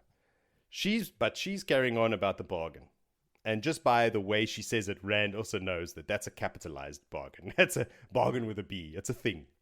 But she goes on to tell him that she'll be in deep shit from Nesta. Remember Nesta Dinrayas? She's rad. Yes. Yeah, if she makes a cuck deal. I'm paraphrasing a lot here. Much to everyone's shock, even Hareen's. Everybody's like, stop telling this guy, giving him all our secrets. She's like, oh, I'll be in so much trouble if I don't get a good deal with you. And then she's realizing what she's saying. And Rand starts realizing, holy shit, my Tavernus is working overtime today, and he's going to milk it. It's time to go for it. Rand simply tells her that they will serve him, and she agrees straight away. But this time, she blames the Aes Sedai. She's like, what are you guys doing to me? Like, you're using the one power. This is not fair during the negotiation. But Mirana tells her, like, listen, we're not doing anything. You are in the presence of the Dragon Reborn, and shit gets real around him. So the bargain is not going very well right now for the Seafolk, because they are just giving him everything. Rand is stoked that it looks like they're going to be joining him without a fight. He thinks to himself, like, every time I meet a new nation, it's a mission. We have to fight them, and they don't want to go, and there's rebels. There's rebels right now, which we will talk about in a minute. And these guys look like they're just going to join him. Min comforts Hareen at this point. She's like, don't worry. You won't be punished too badly for today's fuck-up. Because she's had a vision of what will happen to Hareen. And then she looks at her all like weirdly, and her windfinder, Shallan, tells Hareen that Min is not an Aes Sedai. She can't channel. She's kind of disappointed by this. She thought, okay, maybe it's an Aes Sedai prophecy or something. But Rafella chimes in, saying that she's heard about a young girl with the ability to see things, and then asks Min, are you that young girl? And Min thinks to herself, fuck, I've got to shut up more. Because she doesn't like anybody knowing about this, because she just gets used and abused. So anyway, we know that Hareen is going to be punished, but not so badly. The Aes Sedai deduce that if Hareen is to be punished due to this viewing, that she is going to make a favorable bargain with him now. And she tells Hareen as much. So Hareen is losing it now. She's like, listen, if we know what the outcome of this bargain is, we know that you're going to give us what we want. So let's just do it then. Why are we, goose-footing around? Hareen is not having a good day. She's really pale now and not happy. Rand tells her that from now on, like, you will provide the ships when I need them. You'll get me information from Tarabon and Aridoman, Bandar Eben and Tanchico, and they'll keep a watch on the Arath Ocean for these Sean-Chan people. And Hareen says, oh, we know all about the Sean-Chan. Those are bad news. Our ships never return when we send them into the what do they call them? The cursed seas or something? I can't remember. Towards the Arath Ocean. Islands? Cursed Something like lands or something. Something's cursed, and that they use the one power as a weapon. Like, we have lost ships to them, and we know about them. So Rand's like, oh shit, have these guys already returned? And he's looking at that half spear that he carries and realizing that, okay, I've got a lot of problems, and I think the Sean-Chan are going to be a problem again pretty fucking soon. And he is right. Yep. They are already in Amadicia, so they are heading your way, dude. And this is when he starts to freak out, and he has some of those box flashbacks, and he's realizing, he looks at the cabin, he's feeling constricted, enemies all around, reminder, and he starts losing his shit. He tells them that Marana and Rafaela can finish the bargain, and he's trying to get out of the chair, and he can't get the little armrest off, so he just rips it off and storms out, because he can't take it anymore in there. He just walks, doesn't take anyone with him, and Marana catches his arm before he leaves, and she begs him to stay. She's like, your Taviran is can you not see what's happening? You got to stay. Let's get the best bargain we can do. It's going great. But he leaves anyway. Tells her, like, no, I can't. I gotta go. His claustrophobia is really acting up now. And then later, by the way, he blames them for making a shit bargain. They get into trouble because after he left, things start going great for the Seafolk again. Seafolk. Yeah. But up on deck, everyone is just looking at him expectantly because, like, well, that was quick. And Min joins him because he just left her behind. He's like, oh, sorry, I left you. She's like, no, I get it. Don't worry about it. He sees Flynn and Narishma. I've typed Narishman over here, but anyway. Keeping an eye out for danger, as he suggested. They're not looking at the hips of the swaying Seafolk women. And he thinks to himself, like, I'm in a really vulnerable position on this ship. Like, if a Forsaken wanted to take me out, they could have done it right now. And then he starts thinking, why haven't the Forsaken attacked me yet? He doesn't know about the let the Lord of Chaos rule part of the orders. And he's like, man, why haven't they just brought the palace down around my head? I've been sitting there for what seems like months to me, the reader. Yeah. And nobody's trying to take me out. It's really weird. He's had one visit from Samael offering peace, and the rest have just left him alone. So yeah, he's a bit he's feeling vulnerable, but he's got problems. Those are problems for another time, because today he's riding that Taviran wave, and he intends to put it to good use. So he's like, he tells Min, you know what? Let's go sort out those rebels. Why not? And he tells her, like, they'll be mine before the end of the day, before sunset, and that's the next mission for the next chapter. Old mischievous Rand up to some tricks. He's all, like you say, he's all giddy. Min reignited something in him. She's brought his Taviranus out in him, and he's like, listen, while I'm on the top of this wave, let's go use it everywhere we can. Yeah. And off he goes to go and see the rebels. I've sorted out the Seafolk in like 5 minutes on board the ship. Let's go see what we can do. I'm sure everything's fine and it won't get any worse. Yeah. Let's go sort out those rebels. He's the sense that he maybe got a bit of a panic attack being in that claustrophobic little room. Did. I mean, 100%. it's so low, and he rips off the chair handle because, the chairs are bolted to the floor because it is a boat and all that nonsense. But it really feels like he's like, okay, cool, I have to get out of here. Yeah, and you feel it as well. Like, Yeah. That's what I was sort of referring to in my notes in the previous chapter. It's like you keep getting reminded now of just how broken he is because of that experience, like the fear of the Aes Sedai, this reaction. I mean, he was winning, like he was getting everything he wanted, and then couldn't stay in the room any longer. Had to leave, to the point that he panicked and ripped the arm off the chair. Pretty messed up. Yeah, and Min sees that. Like when he's up on the deck and he's kind of looking at the sky, just breathing, and she sees it and she's like, oh, the box. She knows. Yeah.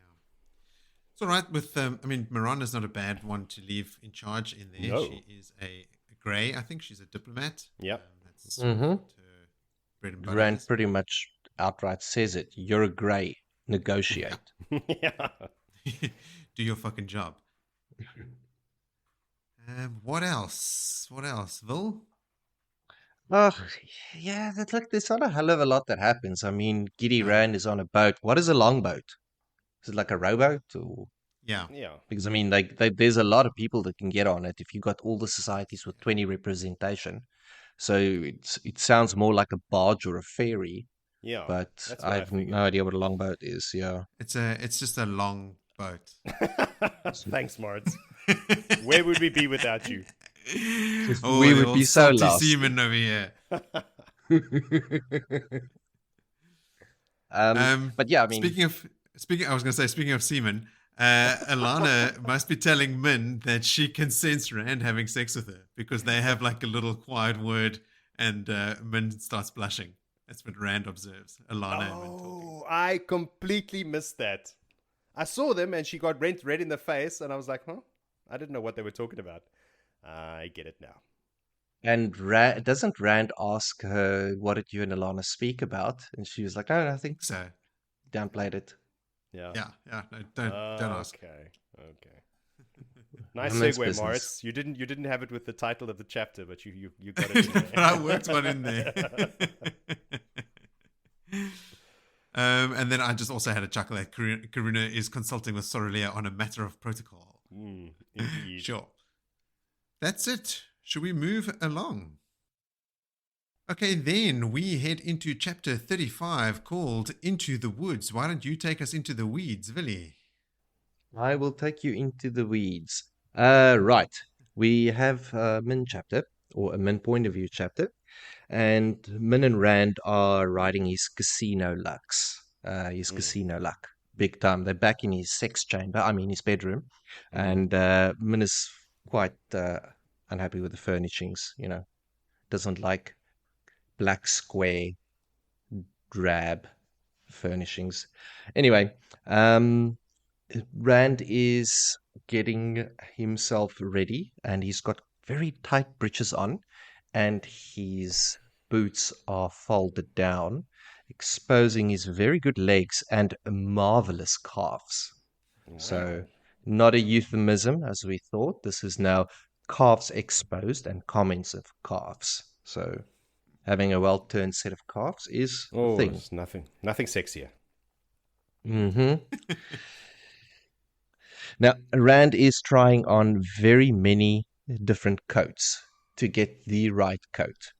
And eventually he settles on a coat that is the one that he wore on the return back from Do My Wells.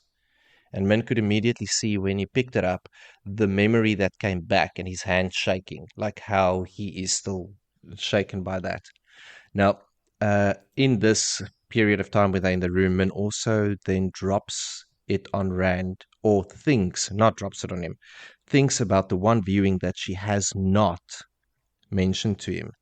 And that is how the woman that is dead is supposed to be there to help him in this, Moraine. Which is, obviously, she has got no idea of what's going to come there.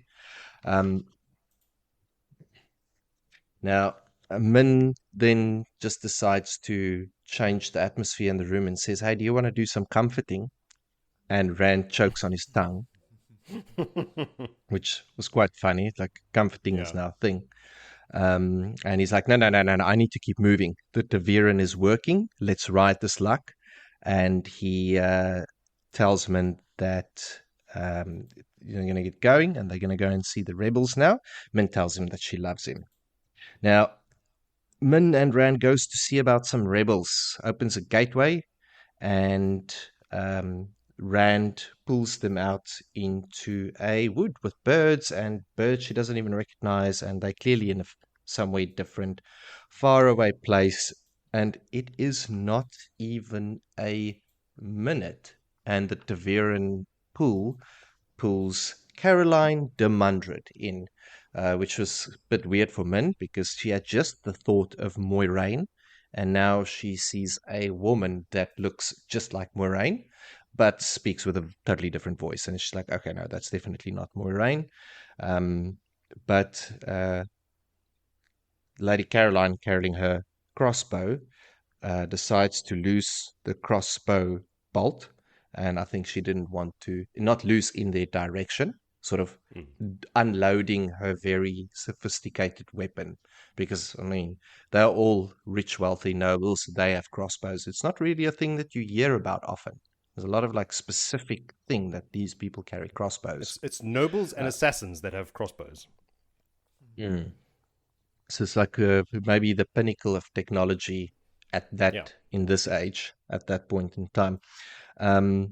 Now, she recognizes Rand, and Rand pretty much announced himself, I am the dragon. And she's like, well, I've heard that you have gone to the tower. That's Lady Colliver. And she's also heard that you killed Elaine and you killed Morgaze. And I've heard a lot of things. And then the whole discussion then starts going around Rand just being Ankarian, how it affects everything around them. It's affecting it in a bad way. And Min just jumps in there out of nowhere and it's like, no, you've got it all wrong. You are only seeing the dark. You are not seeing the good.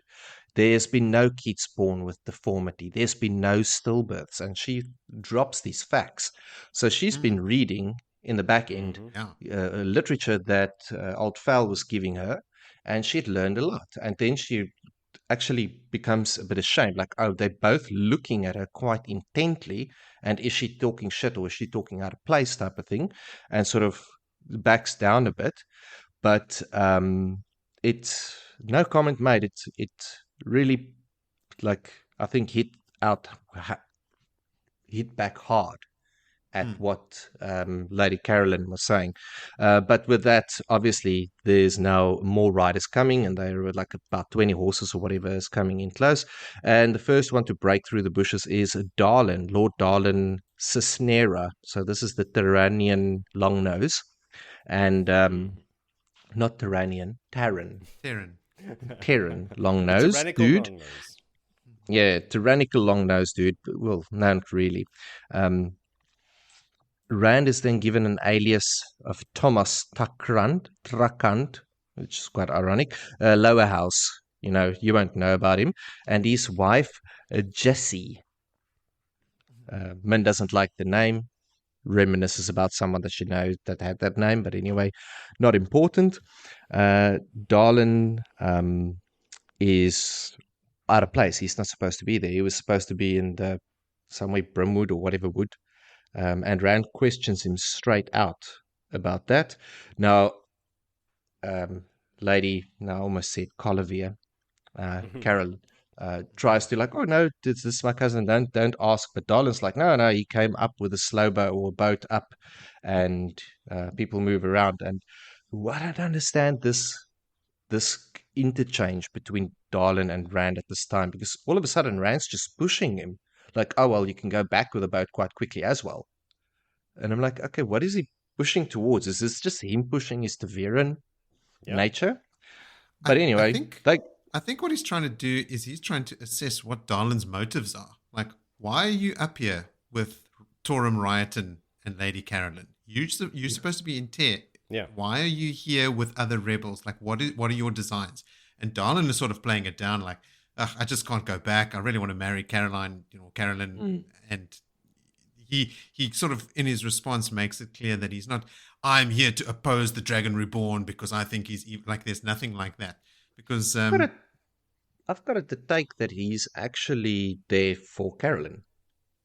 Like that is what I felt. Like that's a main objective there, that he's there for her. Yes. And I think it's sort of then Min sort of sees that he is going to marry her after much counterplay on her side in one of her viewings, but also sees him wearing a crown. Like, what kingdom she can't say. Well, doesn't it have a sword or something across the what do you call it? A fascia, the crown or something. The brow. Yeah. But anyway, that carries on, and they now decide that, okay, they've been out for long enough, and the hunting is poor, and poor Darlin nearly copped an arrow. The loosed bolt that Carolyn sent into the air nearly killed him. Hence one of his quick rush in there. And Torum has already returned 15 minutes ago to the camp or whatever. And now he takes note that Rand and Min is horseless, and it's like, oh, it appears you lost your horses. And Rand like well knows that he knows there's no horses, so they get given some horses, and some poor plebs got kicked off their horses and thought they'd enjoy the walk. And there was even laughter and mockery afterwards, and the fact that they had to do a bit of walking from that end. Now, Darlin, surely he must know Rand. Not by sight.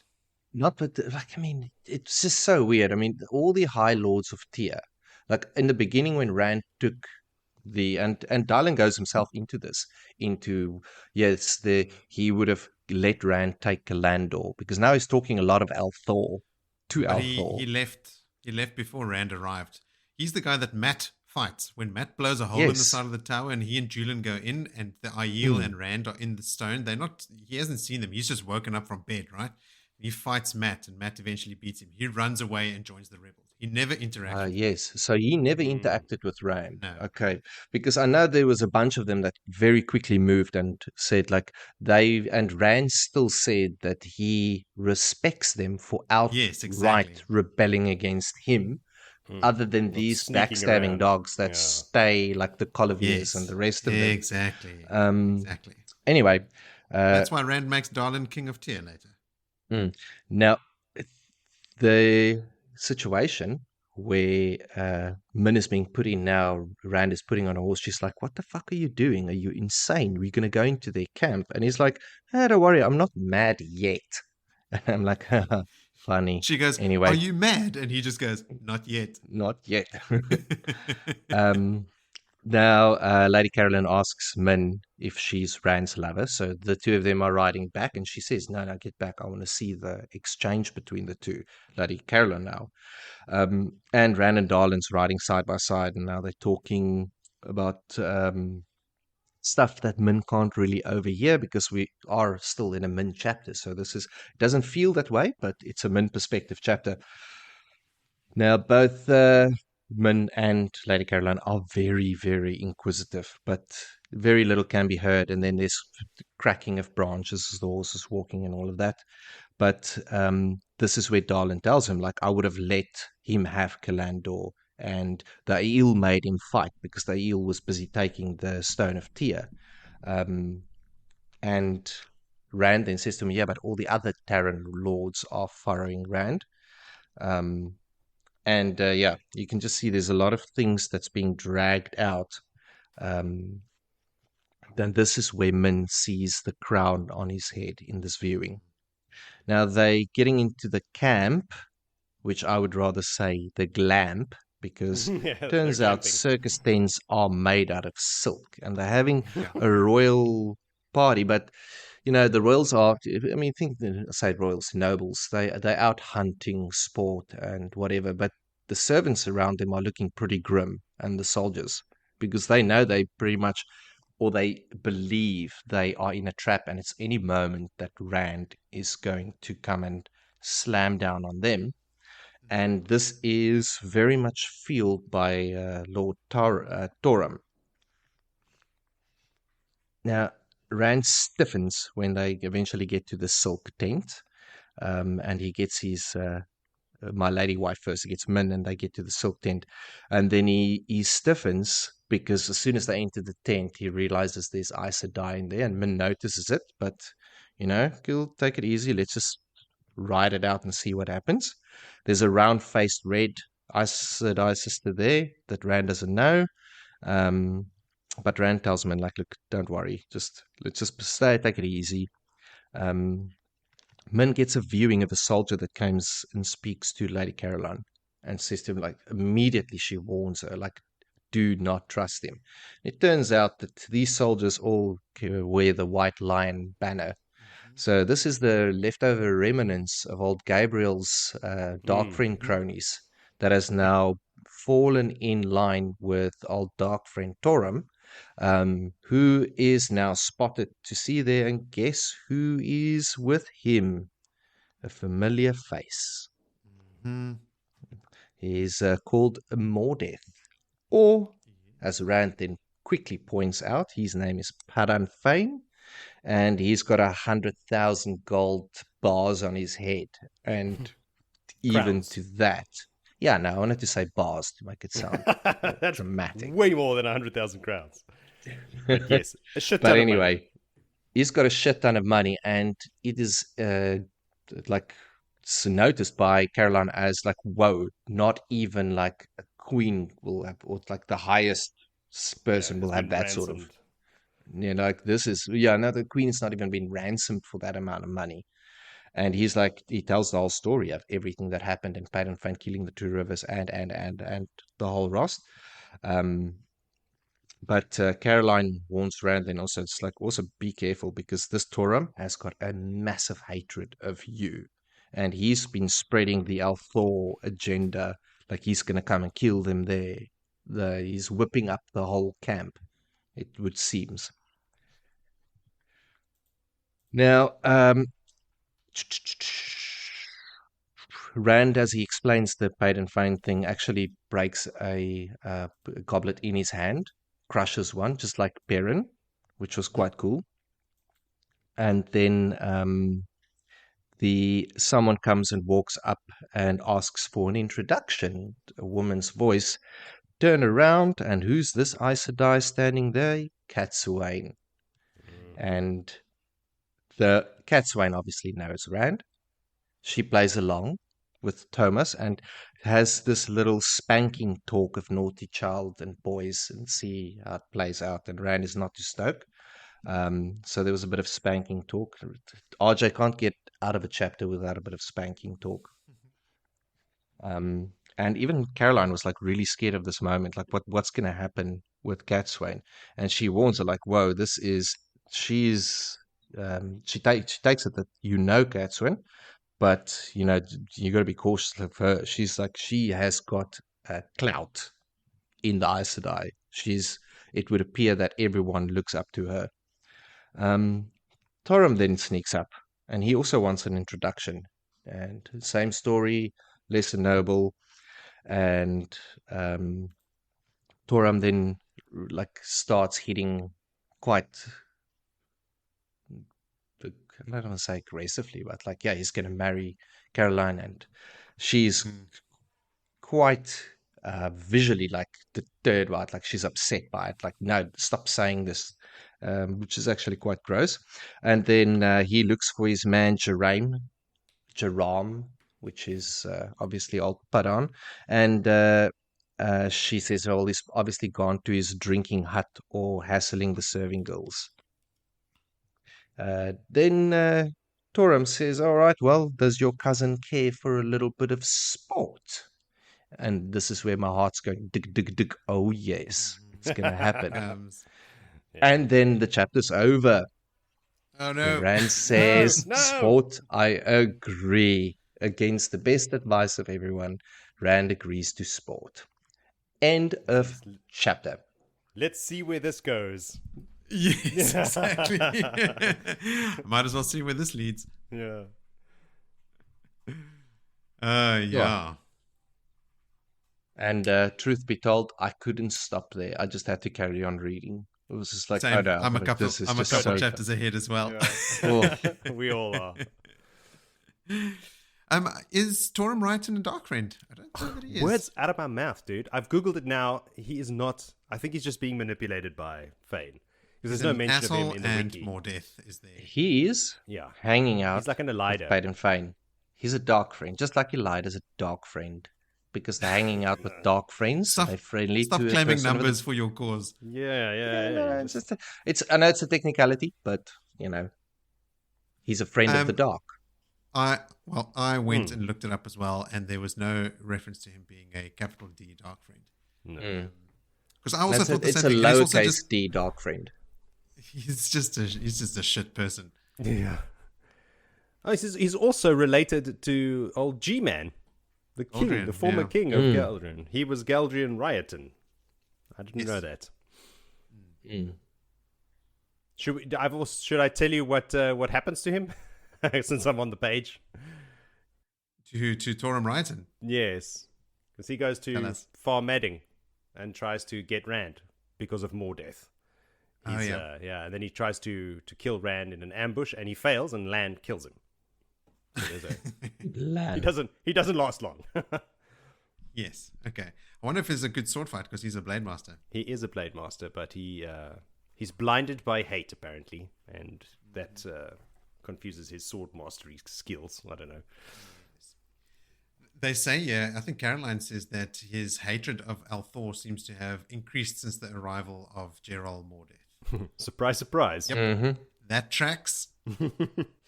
Yeah. So he tried it with Elida. He 100%. tried it with old man Whitecloak. Pedro Denial. Yeah, Bedroom Denial. And then he went to Elida and made her hate Rand and try and capture him and torture him, and now he's with this dude. Yeah, he's making the busy rounds. boy. Yeah.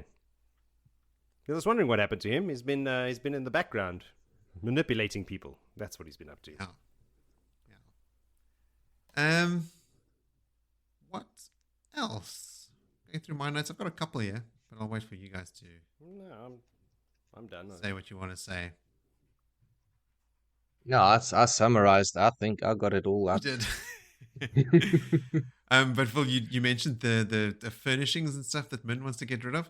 Rand has a tapestry of a lone swordsman about to be overwhelmed hanging in his room. Like, He imagine a wants to wall remove of it. this person like surrounded by enemies about to be overwhelmed. Like, yeah, man, maybe get rid of that one. I don't think that's setting a good, healthy tone for Rand, who feels like the world is closing in on him. Min also mentions that there's no reason to tell him about this viewing about you would almost certainly fail without a woman that is dead and gone. Moiraine was the only viewing of hers that had ever failed. No, he He hasn't Nope. failed. Spoilers. Trust in the rules of your ability, Min. And you, dear reader, we should always have known that Moiraine is not completely dead based on this. Like now, obviously with the luxury of hindsight, it's easy to see, but the rules are firm. Min's viewings always come true. Oh, this time it's wrong. No, actually, still true. Phil, I also had a point about just seeing Min sort of apply Herodfel's philosophies, to a specific situation or topic instead of just regurgitating them is cool. It shows that she really understands what he was talking about. And as some of our readers and we have said before, she becomes quite the studious advisor to Rand. Like, she's constantly reading wherever they're going. She's going through books and stuff, and She's becoming quite the scholar. yes, So, absolutely. And I suppose also like the being in and around Rand and Rand being in his position as the Dragon Reborn gives you access to books. Books in this time is a Yes. rarity. If nothing Like, else, at least you can If read nothing books. else, like you get books and you get stories, which is, I mean, we've brought this point multiple times in, like how studying is so important here. Like knowledge needs to be gained. Rand studied. Everyone's in the books. It's always in the books, and there's even a book being written as this book is written about the It's story. Loyal's book. Yeah, there's work in progress. Yeah, so I mean, literature is important. Reading is Sure is. important, kids. Yeah. Darlin says here that he was approached by Aes Sedai months ago saying that Rand would be going to the tower. So even before the delegation arrived in Cairhien, they had designs, Elida and her cronies had designs on letting people know that Rand would be in the tower any day now. I'm surprised that they weren't caught out because they've been playing double sides of the fence, the Tower Aes Sedai, with all the nobles, like who they gonna put on the throne of Cairhien and who they're gonna put on the throne here. In So Cairhien especially, yeah. and I'm surprised that they do. I know that obviously the two factions don't speak, but with the amount of Dias Daimar that goes on, that this didn't come out. Yeah.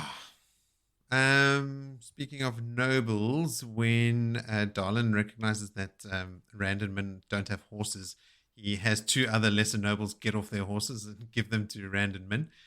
Those two nobles are called Rover and Inez, who both share first names with other characters in the story.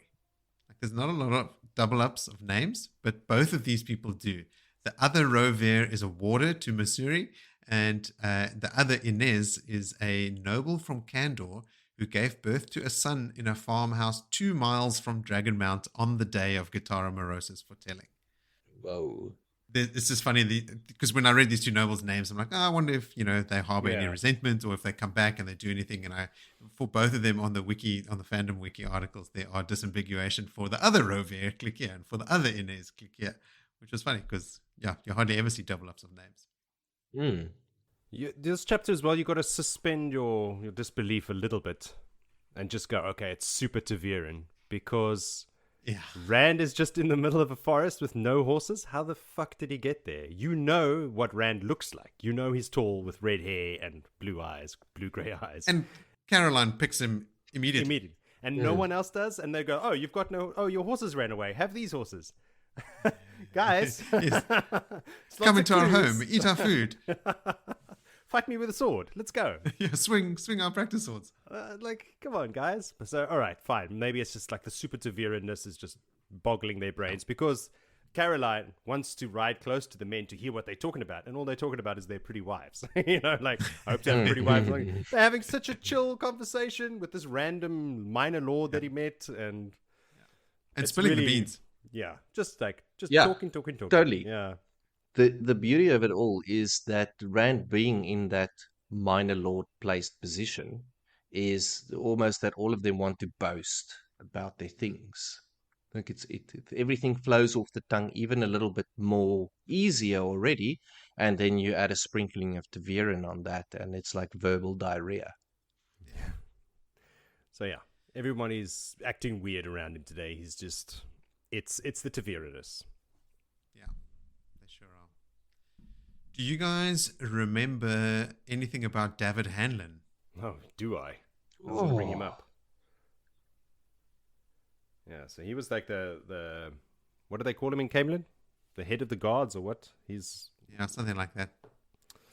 Can't remember. He was the head of the city guard or the tower guard or the palace guard, like all the red coats. Yeah. Talonvor's job. Yes. Yeah. And he's a dark friend, obviously, but he was also like someone that always smelt vaguely of alcohol. And he was getting sort of really forward with Elaine. And at some point, the rumors were going around the city that she was sleeping with him. Like he really wormed his way in there and made a real nuisance of himself. I can't remember his end. Should I look into it? I've got the website. No, not now. Let's leave ourselves some surprises. Callbacks. What happened to David Hanlon? Watch all the listener contributions, just like exactly his whole timeline. Is terrible. He's a terrible man who deserves a terrible fate. So I was wondering, like, what happened to all... Didn't we mention that? Like, what happened to all those guys? And were they all dark friends that worked for... We've spoken about it before. Yeah. Like, it was just like a palace full of dark friends. Nah, just a couple of... Just a couple of them, and now they've got their own, like, mercenary band that, they... And everybody in the camp as well looks at them, like, with suspicion. Like, nobody fucking trusts these guys. And they must make their way back there. Like for David Hanlon to hold that position around Elaine when she's in Camelin, like they were in there with Gabriel, run out of town, and then come back and take up the same positions. How? Well, read and find out. Like that, it just does. I mean, surely you have some sort of like you can just go like, oh yeah, we're gonna be guards, and they're like, cool, yeah, here's a uniform. Background checking. We've already got these uniforms. We can just use these. They're a bit, soiled at the moment, but give them a wash. I suppose that's why she hires them. You guys already have uniforms, so it makes my life easier. You're hired. Wonder, yeah. No, it's actually, that's a good point. Like, I wonder how that comes about. I just can't remember. I'm sure it's explained, but I got nothing. Somewhat of a dark friend brings them in. Must be. Yes. A lot of those around. Probably. Likely. Did you guys pick a favorite moment? I did. Okay, so Willie, why don't you go ahead while Joe quickly goes over his notes? My favorite moment changed right in the beginning of our episode when this all started, when it was brought up. Where did I make my note there? Samantha and her opinion became my favorite moment. I was thinking now, who the fuck is Samantha? I never read about her. Samantha Sadai. Samantha Sadai. Very critical of these young upstarts. Yeah, it's but I'll make that an honorable mention. And then my favorite moment of this book's of the stretch of chapters by far is Rand's bath and the viewing circle and all the maidens shit talkery and men just goggling at all of this. Oh, it is comical. It's a nice bit of levity after Rand's sort of like depression and Yes. stuff. Mm. How about you, Joe? Yeah, I've got one line. Perrin has such a serene marriage. That's the only time in these chapters that I lolled out loud. So yeah, Such a serene marriage and a what wife? Whatever. Such a pleasant wife. Gentle wife. Gentle wife or something like that. With a smiling, gentle wife. That whole thing. Yeah. That was Ridiculous. a little when you were reading, you know. Yeah. You're almost like you're rolling your eyes at Robert Jordan, like, are you actually making this joke? But then you have to laugh because it is just so incorrect. And you, Moritz? Mine is, I mean, I thought I liked Alviarin breaking Elida down and setting her straight, but I also really dislike Alviarin, so that's not great. So I was torn. It's not necessarily the enemy of my enemy is my friend. It's not the case in this case. No. So I went with just Min setting Rand straight about her own part in their tryst, sort of like taking back her power in Rand's eyes, you know, like making him understand she wouldn't have done that if she wasn't willing. She would never let him do that. And he better fucking acknowledge that was her choice or she's going to ruin his reputation further. But then, you know, what that means for Rand afterwards is that he can come out of his funk a little bit. Like, this is like the big thing that sort of kept him in his room. Sure, the fight with Perrin and stuff was bad, but he was really, really self-flagellating about, you know, what he thought he had done against Min when she was a willing participant. So welcome back, Rand, at least for a little while. Yeah. She was a willing participant, but she is worried about what her aunts will think about her. Because if they knew, they would be down there right now, giving a load of shit. Someone's getting a spanking. And it's not Rand. Settle down, RJ. Then we've got a favorite moment from Gerald as well. Just saying, maybe the shit that Elida has gotten into, maybe the Taveran manipulation of the Seafolk, slim pickings. Thanks, Gerald. Yeah. But that Tavernus was actually good across the Seafolk section and the Into the Woods section. Like just seeing how everyone is just basically powerless to his Tavernus. Hey, with all these listener contributions, there's been a noticeable lack of contributions from Adrian. Adrian, I'm calling you out. Let us know what your thoughts are. Ooh, shots fired. Just wondering. To our listeners, specifically Adrian, send in your favorite moments, your questions, your theories, or anything at all. You can do that using the social media links in the episode description, where you also find links to our Discord, faithfully maintained by Adrian herself, and also a link to the website where you can leave voice notes, then we can play on the show, even buy a t-shirt. Once you've done all of those things, left comments on the podcast episodes on your favorite podcast app and given us a star rating and anything like that, then you can prepare for next time on Blood and Ashes, which will be chapter 36 called Blades, through to the end of chapter 38 called 6 Stories. Because it's only up to chapter 41, so we're splitting it into 2. 3 chapters next week and 3 chapters after that. Some of these chapters are pretty long. Yeah, like we're not gonna power through, have like a massive 4-hour. No, it'll be a podcast. 5-hour episode. Yeah. So yeah, I've split them up a bit, and I will do a chapter next time as well. So it's one Ooh. each. I will take the shortest one. Don't worry about that. He's gonna take the best one, Billy. Yeah, I know he's going to do that. He always does that. I want to just quickly bring in a quick shout out there for Hannes's birthday, which is today. We don't often record on a day that one of our good mates and family members has a birthday. That's true. That's my Oh, yeah, cousin. true. Happy birthday, Hannes. Lekker verjaar, Hannes. I say. All right. Anything else? Any shout outs? Rugby time. well- We got to go to bed. Oh, yeah. it's true. Shout out to the Springboks. Let's then sleep well and wake in time for the Springbok game. Indeed. Bokker!